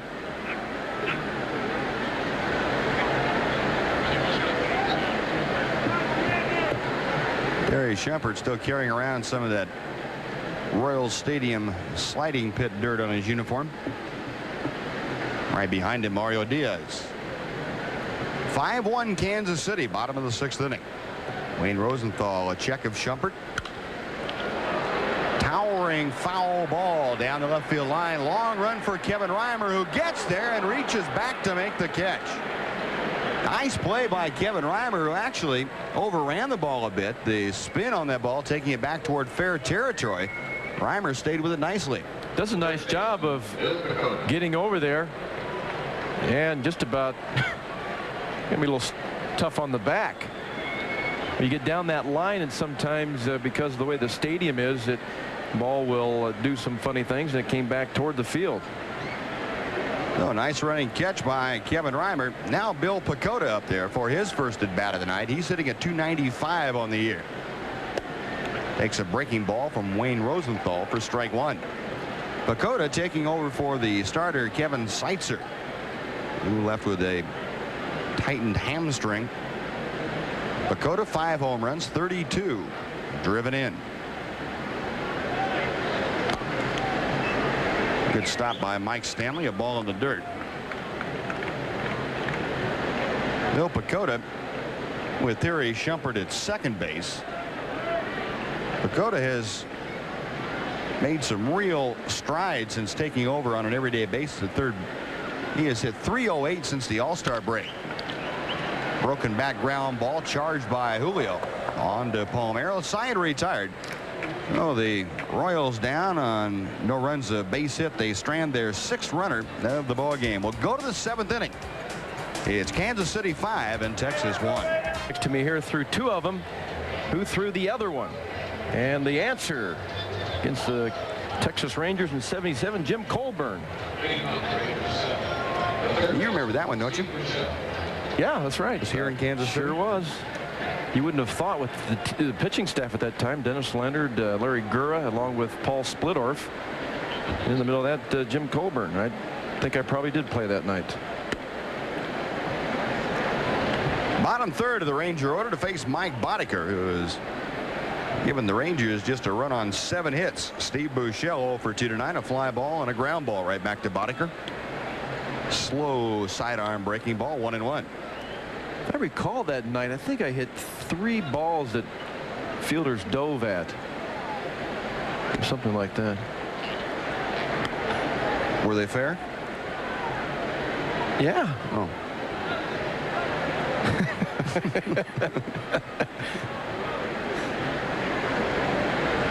1-2 pitch. Buechele out in front, skies one down the left field line. Gibson toward the stands and at the railing, runs out of room. That ball about 5 rows deep. Well, Steve still has some life at a ball and 2 strikes. My recollection of hitting off of Jim Colburn was not pleasant. I'm sure that probably got me with a strikeout and a couple of broken bat pop-ups.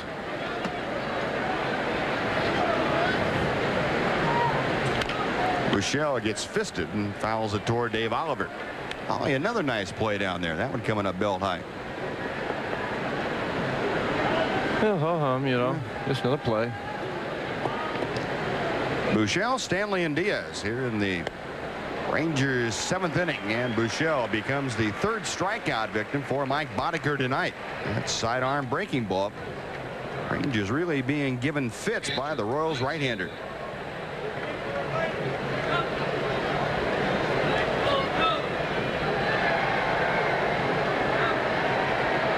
Now Mike Stanley up for his first at bat of the evening since taking over for Pudge Rodriguez. Stanley hitting at .233 with 3 home runs and 18 RBIs. Takes a big breaking ball for strike 1.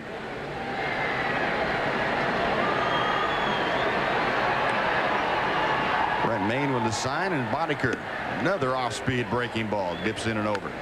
Well, he has great command of that pitch, and it's, you know, it goes back to when he came up with Baltimore. Jim Palmer threw that same type of curveball, that big overhand slow breaking pitch. The appeal down to first base umpire Dan Morrison, and he punches out Mike Stanley. So Boddicker has 2 in a row and 4 on the night.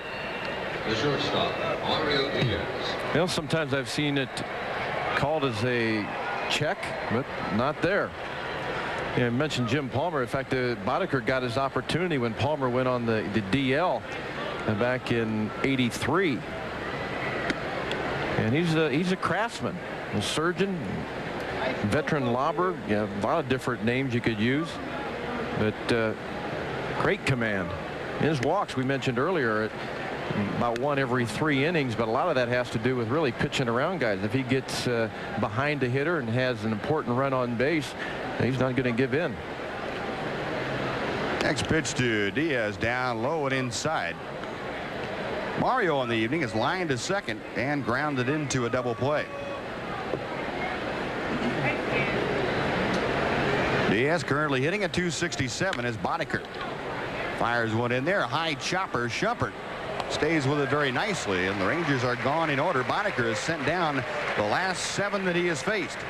So we'll go to the stretch half of inning number 7. Score remains 5-1 Kansas City. Bottom of the 7th inning coming up in the middle of the Royals order. To face Wayne Rosenthal, George Brett to lead things off. He has flied out twice. Sandwiched in between was an RBI single. First ball swinging, and Rosenthal pumping up a little bit, got that fastball by him. And George with that typical Charlie Lau stance where the bat is laid back. The idea behind that to relax the hands and the arms, and then the weight shift. You get back, come forward, the weight shift, and getting through the ball. Those are basically the 3 steps: relaxing, shifting, and through the plate. And the other thing I think that not a lot is talked about Charlie Lau is really the mental part of it, that you think away. You think from the outside of the plate in, and you react on the pitch inside. And Charlie was very good. By the time you get into your second, third at bat in the ball game, he would really have sized up the pitcher and really know how the opponent is pitching a particular hitter, and he would tell the hitter, you know, what to look for. Look for it out over the plate. Read a chopper down the first baseline right there, Rafael Palmeiro, and he takes care of George's ground ball. 1 gone. Danny Tartabull coming up. And take a look at the stance of George Brett. Laid the bat back, very loose, relaxed.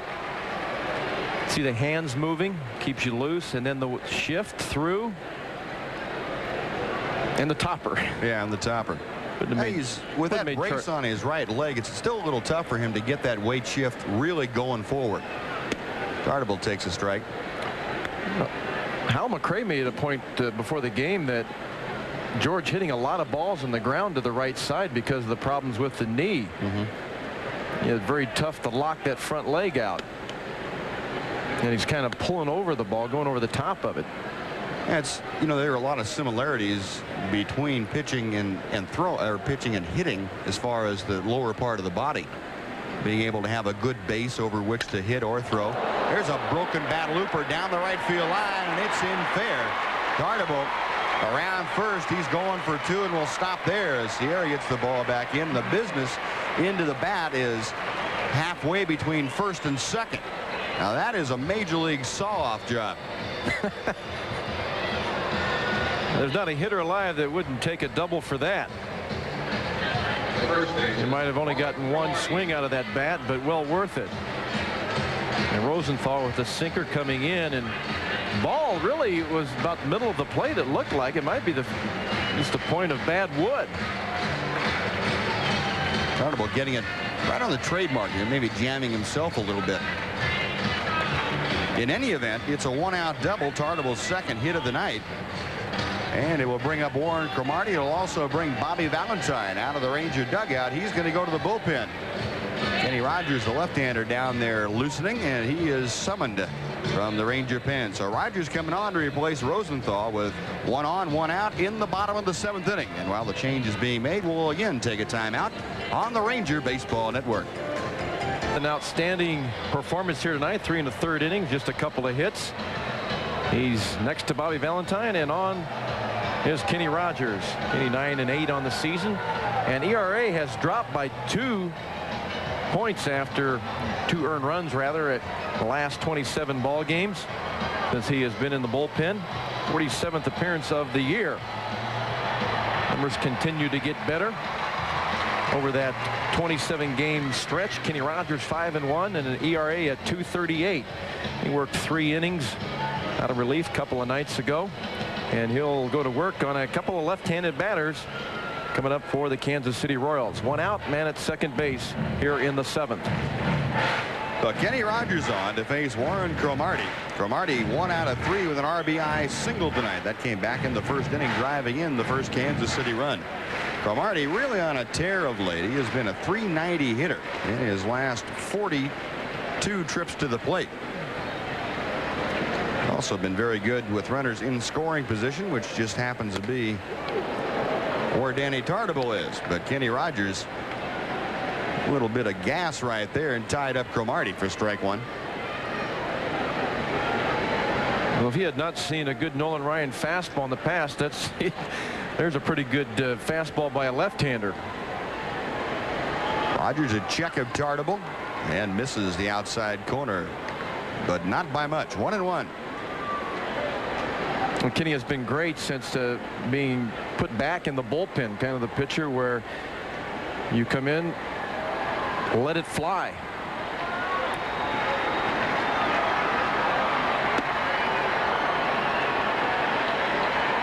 Warren Cromartie's heart was not really in that swing, or at least his posterior wasn't.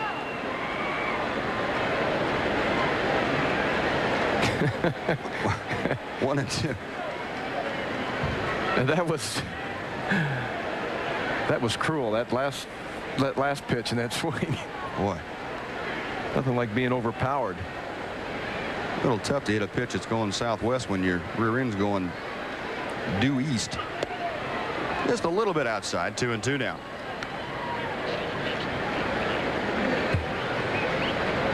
Kenny Rogers heating it up pretty well here tonight.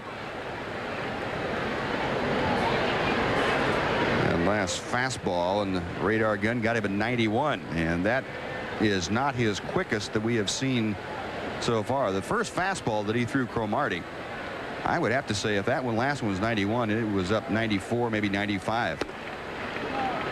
Down low, the count runs full now to Cromartie. Well, Cromartie, the number 5 hitter, trying to get aboard here in the 7th.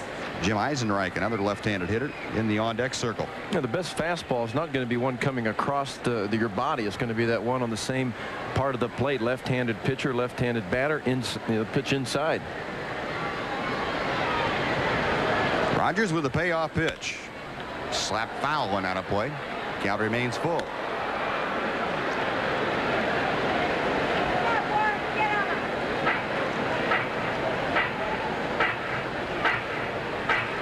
A sidearm hook. Would that be funny? Of course, Kenny's not going to throw him, but Cromartie would be. He'd be headed to first base. Down low and ball 4. That kind of looked like a changeup. So Kenny Rogers, who jumped out in front of Warren Cromartie, loses him, walking the first left-hander he faces, and now Jim Eisenreich. Well, the last pitch, not the best selection. You got a fastball like Rogers threw to Cromartie, and you're throwing your second or third best pitch. Jim Eisenreich 2 out of 3 tonight as he takes a strike. Eisenreich singled in the first, singled again in the third when he scored a run, and is grounded out to first. 2 aboard, 1 out. Royals on top of the Rangers by a 5-1 count as we play in the bottom of the 7th. Breaking ball slapped over the head of Mario Diaz into left field, a base hit. Tartabull being waved around third. Here comes Reimer's throw, and it's over everybody. Kenny Rogers backing up, but that allows Cromartie and Eisenreich to advance 90 feet. Cromartie to third, Eisenreich to second. And Jim Eisenreich has his 3rd hit of the night and first RBI. It's a 6-1 Kansas City lead. They really take advantage of Reimer's arm. Here's a ball that Tartabull had to hold up on to make sure Diaz didn't catch it. Reimer got to it. It didn't even stop in sending Tartabull. And Reimer really let one go. And not even close. Take another look at the throw from center field, the launch from Reimer. And that spot looked like it was going to go up on the screen, and Kenny Rogers with a good job of backing up Mike Stanley.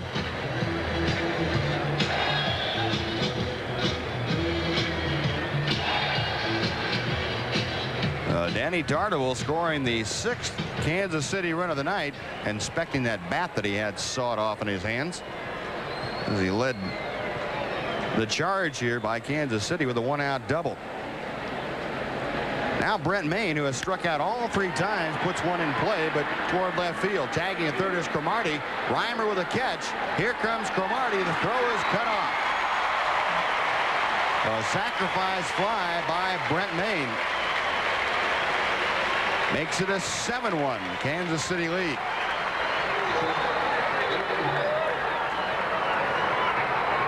A ball that was not hit real deep. Somebody with a great arm probably has a chance at the plate, but Kevin throws the ball into the ground too early, and very difficult once that happened to ever have a chance on getting the runner.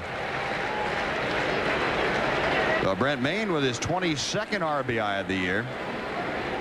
2 runs across in the inning, and now David Howard to the plate. Howard slashes one foul on the first base side.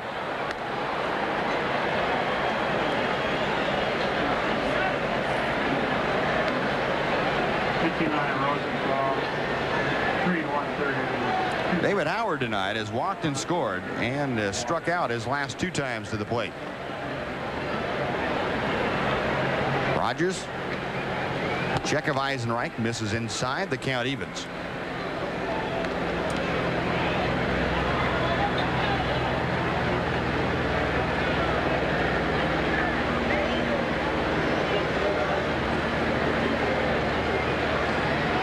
David Howard hitting at .228, a home run, and 16 driven in on the year. Kenny Rogers back to the plate, and a good fastball upstairs. 1-2.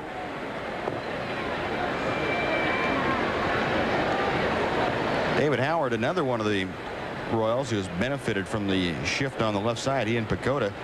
Prior to the All-Star game, Howard was hitting .093. He was 4 for 43, and he's been a .282 hitter since being given the starting job at shortstop. And Hal McRae beginning to substitute the defensive move, I guess you would say, that he has made with Pacoda and Howard. Put Seitzer back out there tonight, and you would imagine a team that's been struggling for 15 games offensively that he would probably end up putting his better offensive club out there. But Mac wears his hat that way. I asked him today. For years, Mac has kind of messed with his hat, just sets it on top. He says, I hate wearing a hat. That's why I wear it the way I do.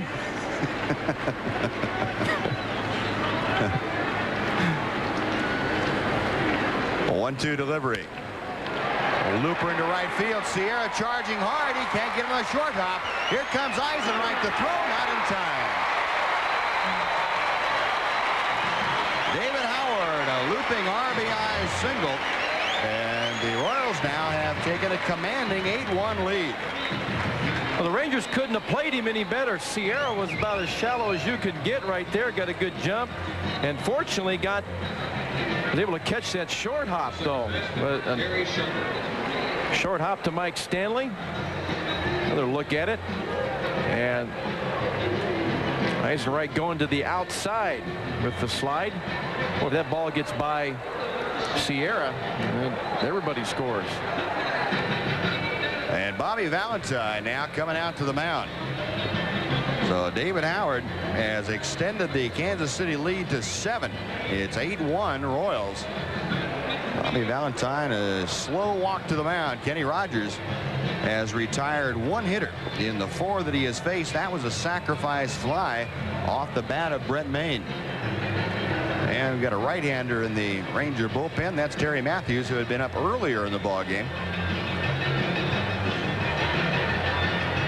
Bobby kind of pawing at the dirt, and he's going to make the move to the bullpen, bring in Terry Matthews. Kenny Rogers not exactly thrilled with his outing here tonight. So as the pitching change is being made,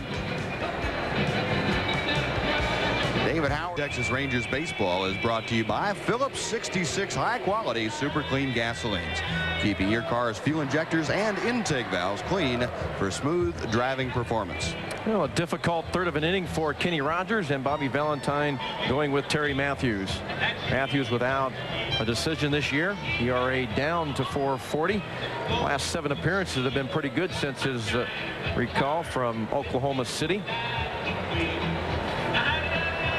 Numbers begin to get better, and has a couple of good outings in his last 2 times out, ending in 2/3 3 nights ago, and long relief 4 innings 2 nights before that. So still 2 outs here in the bottom of the 7th. 3 runs across for Kansas City. David Howard at first. Harry Shumpert, who is 2 for 2 at the plate. He gets fisted. A little looper out to Julio Franco. So that'll do it, but the Royals push across 3 and will go to the 8th inning. 8-1 Kansas City. The 8th inning, have a special treat to pass on to all youngsters 12 and under. You can celebrate their birthday at Arlington Stadium by joining the Texas Rangers Dairy Queen Birthday Bunch.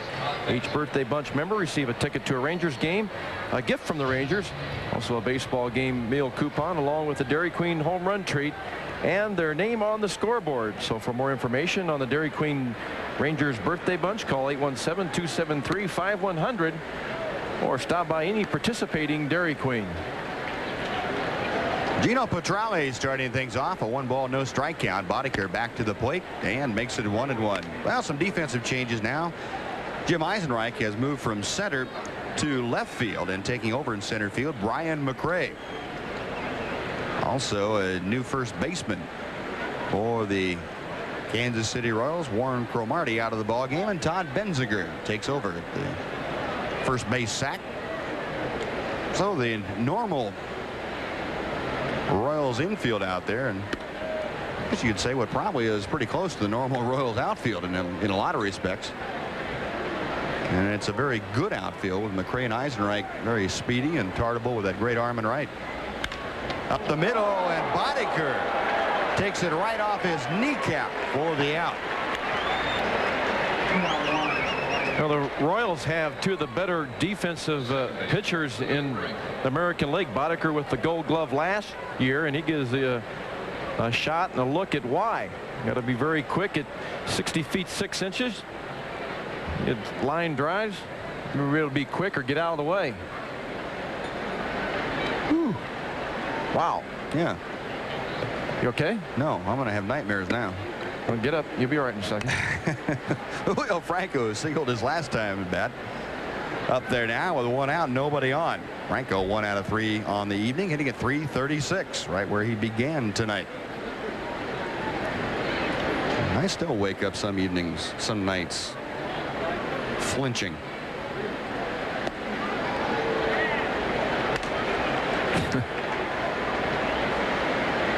What was your closest call, I guess you would say? Do you have one in mind that you think of? Yeah, it happened right here in '73. I will never forget it. It was when Orlando Cepeda was DHing for the Boston Red Sox. And Cha-Cha had that big 42-ounce bat that he used. There's a swinging strike 3. Julio Franco gone. 2 outs, and Rafael Palmeiro coming up. I got him 3-2 and threw him about 3 straight sliders that he fouled back to the screen. And on the 4th one, I threw him a slider that had a little too much of the plate, and he hit a line drive. It was an afternoon game, and so there were a lot of white shirts behind home plate. He hit a line drive that I never saw.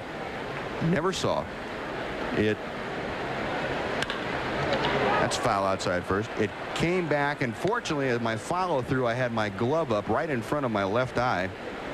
It hit the heel of my glove and went into the first base dugout for a ground rule double. And you know the little eyelets where you string the gloves together? It broke an eyelet and gashed my hand. I still think about that every once in a while, because I never saw the ball until it was rolling away. I didn't believe anybody could hit a ball hard enough so you couldn't see it. I mean, you may not be able to react very well, but I never saw it.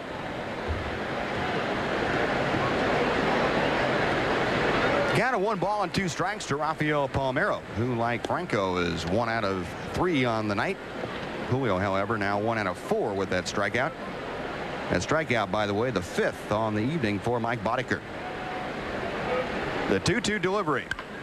That's chop foul outside first.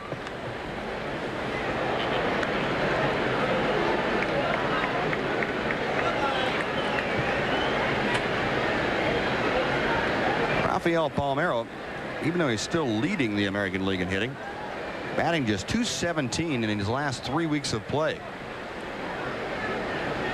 You got to think fatigue has something to do with that. As Rafael, and you mentioned it, Jim, as much as he's been hitting and running and playing every day, you have to be getting tired about now. Dog days of August. We've made down low for ball 4. We've made the comparison all series between Palmeiro and George Brett. Both I have played with that actually hit over 400 for an extended period of time. And you're right, Rafael's been struggling with being tired. Well, a quick reminder for you that Texas Rangers baseball is brought to you in part by the Southwestern Bell Yellow Pages, where people get what they want. Rangers ought to open up the Yellow Pages right now and look for 8 runs. They trail 8-1, and Ruben Sierra takes inside, ball 1. Ruben on the evening 0 for 2. He has twice grounded out to first base, had a first inning walk. Off speed, that's hammered to right center field, and in there for a base hit. Palmeiro around second. He will advance to third as Tartabull gets the ball back in. So Sierra with a 2-out base hit following the walk to Palmeiro, and the Rangers have runners at the corners. And Juan Gonzalez coming up. To further that thought about Palmeiro, that this is a time it gets to be tough. In order to maintain, as Hal McRae heads to the mound, in order to maintain your average, you have to get a hit every night. 1 for 3. I remember going 1 for 5 and picking up numbers.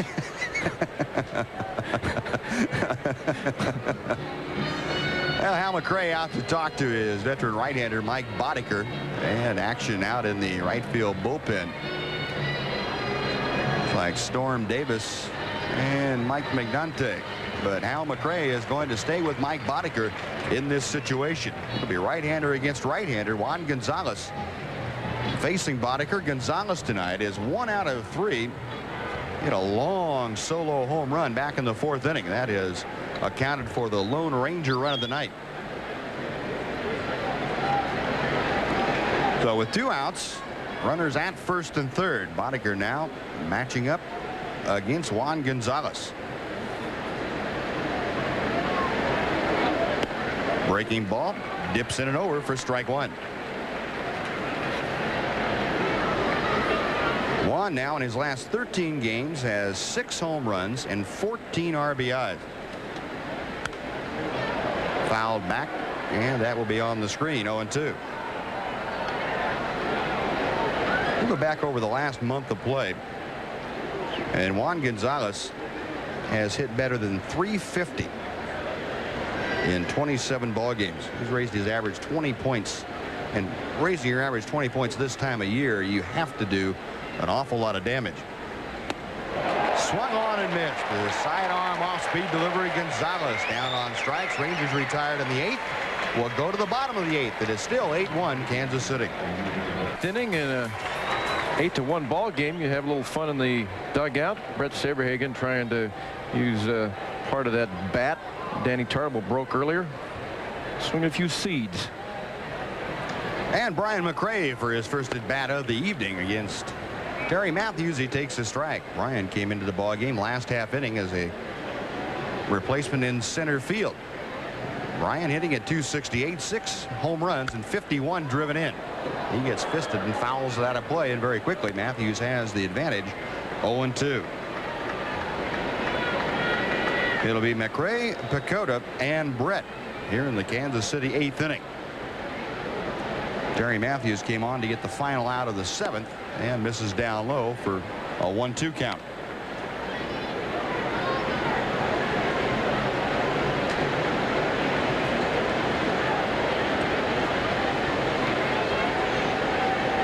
Matthews back to the plate and gets him swinging. Good high-tide fastball. McRae gone on strikes. That's Matthews' first punch out of the ball game. And now Bill Pacoda coming up.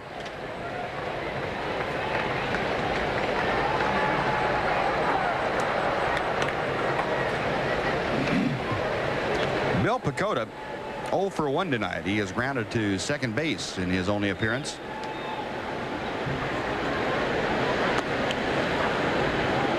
One ball, no strikes, the count. Matthews a little deceptive, much like Gerald Alexander. Not what you would call the big overpowering fastball, but because of the off-speed pitches, can throw the fastball by a lot of people. Coming into the game tonight, 25 strikeouts in 30 innings. That's pretty good numbers.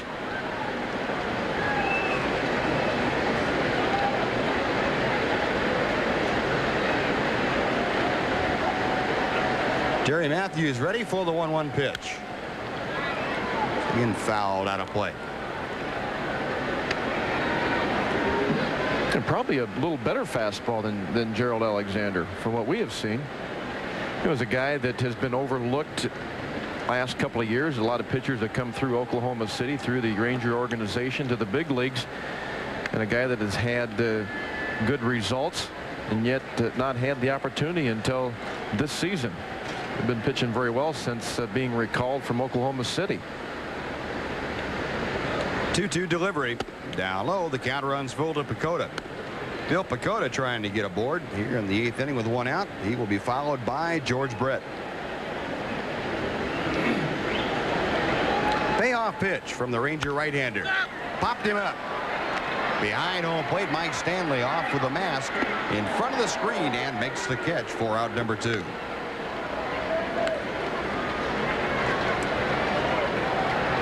Well, Pacoda retired on a foul pop-up. Now George Brett, 1 out of 4 on the night, comes up. Royals have out hit, excuse me, Jim, Royals have out hit the Rangers 12-8. And we were talking about bunching base hits. That's what Kansas City has been able to do tonight. In the 3 different innings, they have had at least 3 hits. Yeah, the other thing about tonight's ball game, 7 different people with RBIs. There's been a balanced attack all the way down through the lineup. Only the leadoff hitter and the number 9th hitter without an RBI. Brett slices a fly ball shallow left field. Reimer coming on. It drops in fair territory. Brett going for 2, and he will make it standing. George Brett with the extra base hit. That's his 33rd of the year.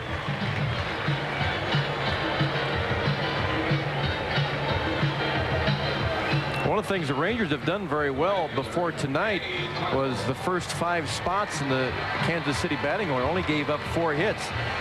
Tonight, different story, 7 hits within the first top 5 guys.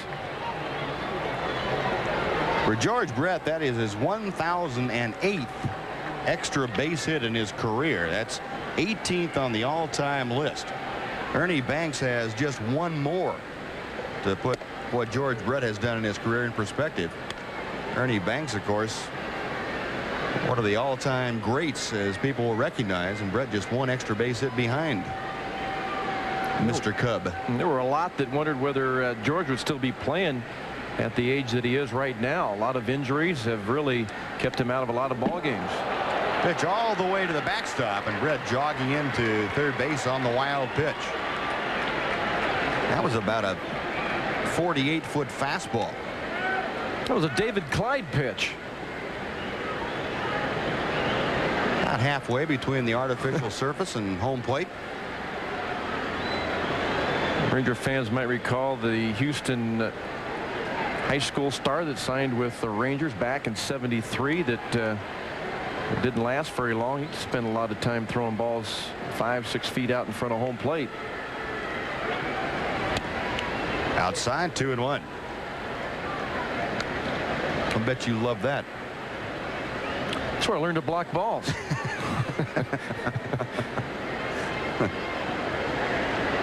Tartable has a double and a single and 3 official trips.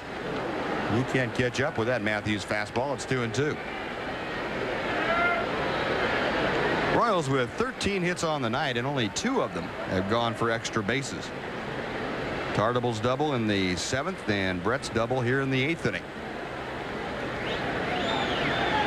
And got him swinging. Tartable just overmatched by Terry Matthews. So the 2-out double to Brett, no damage. The Royals strand their 8th runner. Will go to the 9th inning. And the Rangers have some work to do. The Royals lead 8-1. Juan Gonzalez smashed his 25th home run of the year deep to left field.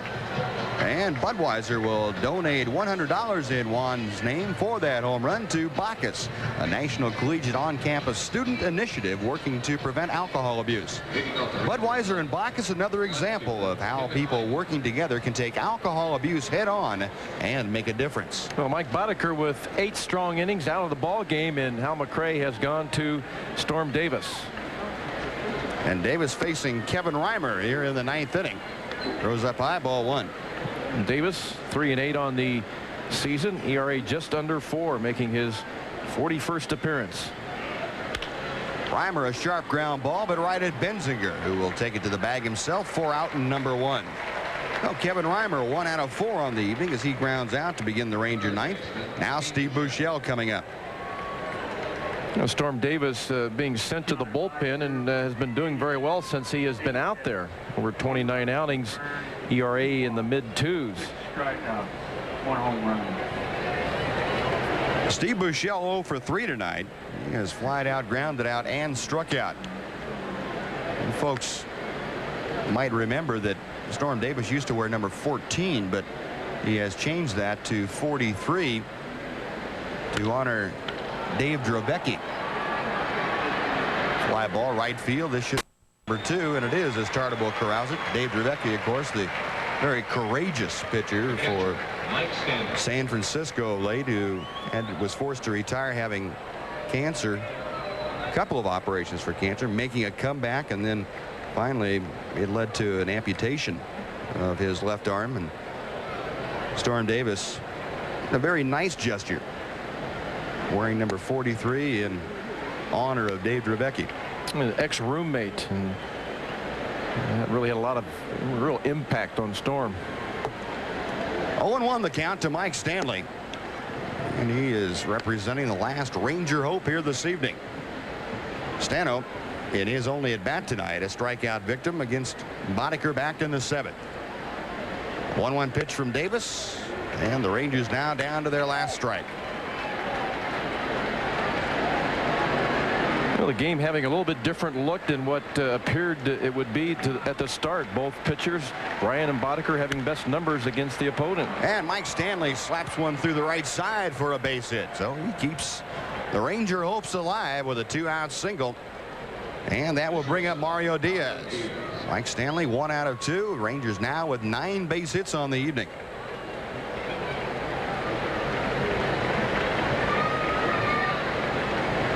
Mario Diaz has lined to second, grounded into a double play, and grounded to second. A strike on the outside corner. Well, Mario at 265. Diaz, the number 9 hitter in the Ranger order. Broken bat ground ball to Shumpert. This should do it. And that is the end of the ball game. Harry Shumpert takes care of that ground ball. The Rangers drop their first in 3 ball games to the Royals. Tonight's final, an 8-1 count in favor of the Kansas City Royals. So Jim and I will total out the books and be back with the summary and some final comments right after this. Has been brought to you by Bud Dry. Why ask why? Try Bud Dry for refreshment that's beyond question. By Southwest Airlines, celebrating 20 years of offering everyday low fares and convenient flights to many exciting destinations. By Phillips 66, high-quality super clean gasolines, keeping your car's fuel injectors and intake valves clean for smooth driving performance. And by Advil, in tablets or caplets. Advil, advanced medicine for pain. Well, the Rangers, after winning the first 2 here in Kansas City, dropped tonight's ball game by an 8-1 count. For the Royals to win at 8 runs on 13 hits, 11 of them were singles. They stranded 8 and played errorless ball. Rangers, their only run across on Juan Gonzalez solo home run. They had a run on 9 hits and stranded 8, committing 1 error. Mike Boddicker, the winner. He is now 11-8. Nolan Ryan took the loss. He is 8-6. It took 2 hours and 48 minutes to complete in front of a almost full house of 40,127. And Jim, tonight it was a case of Kansas City getting out in front early and never looking back. It really did, in the insertion of the left-handed batters, the left-handers in the top of the lineup. for the Royals, 8 hits, and that really made a big difference. You spot Mike Boddicker 5 runs early, and it's too much. It was tonight, so the Rangers fall to 63 and 59. And they are in a deadlock tie again with the Kansas City Royals in the AL West. So once again, the final score of tonight's game, Kansas City 8 and Texas 1. Our next Rangers telecast will be tomorrow afternoon at 1:30, the finale from Kansas City. The executive producer of Texas Rangers baseball is Phil Crow. This game was produced and directed by Dave Burchett, and our coordinating producer was Paul McConnell. So now for Jim Sundberg, this is Steve Busby saying good night from Royal Stadium in Kansas City. This has been a presentation of KTVT Sports.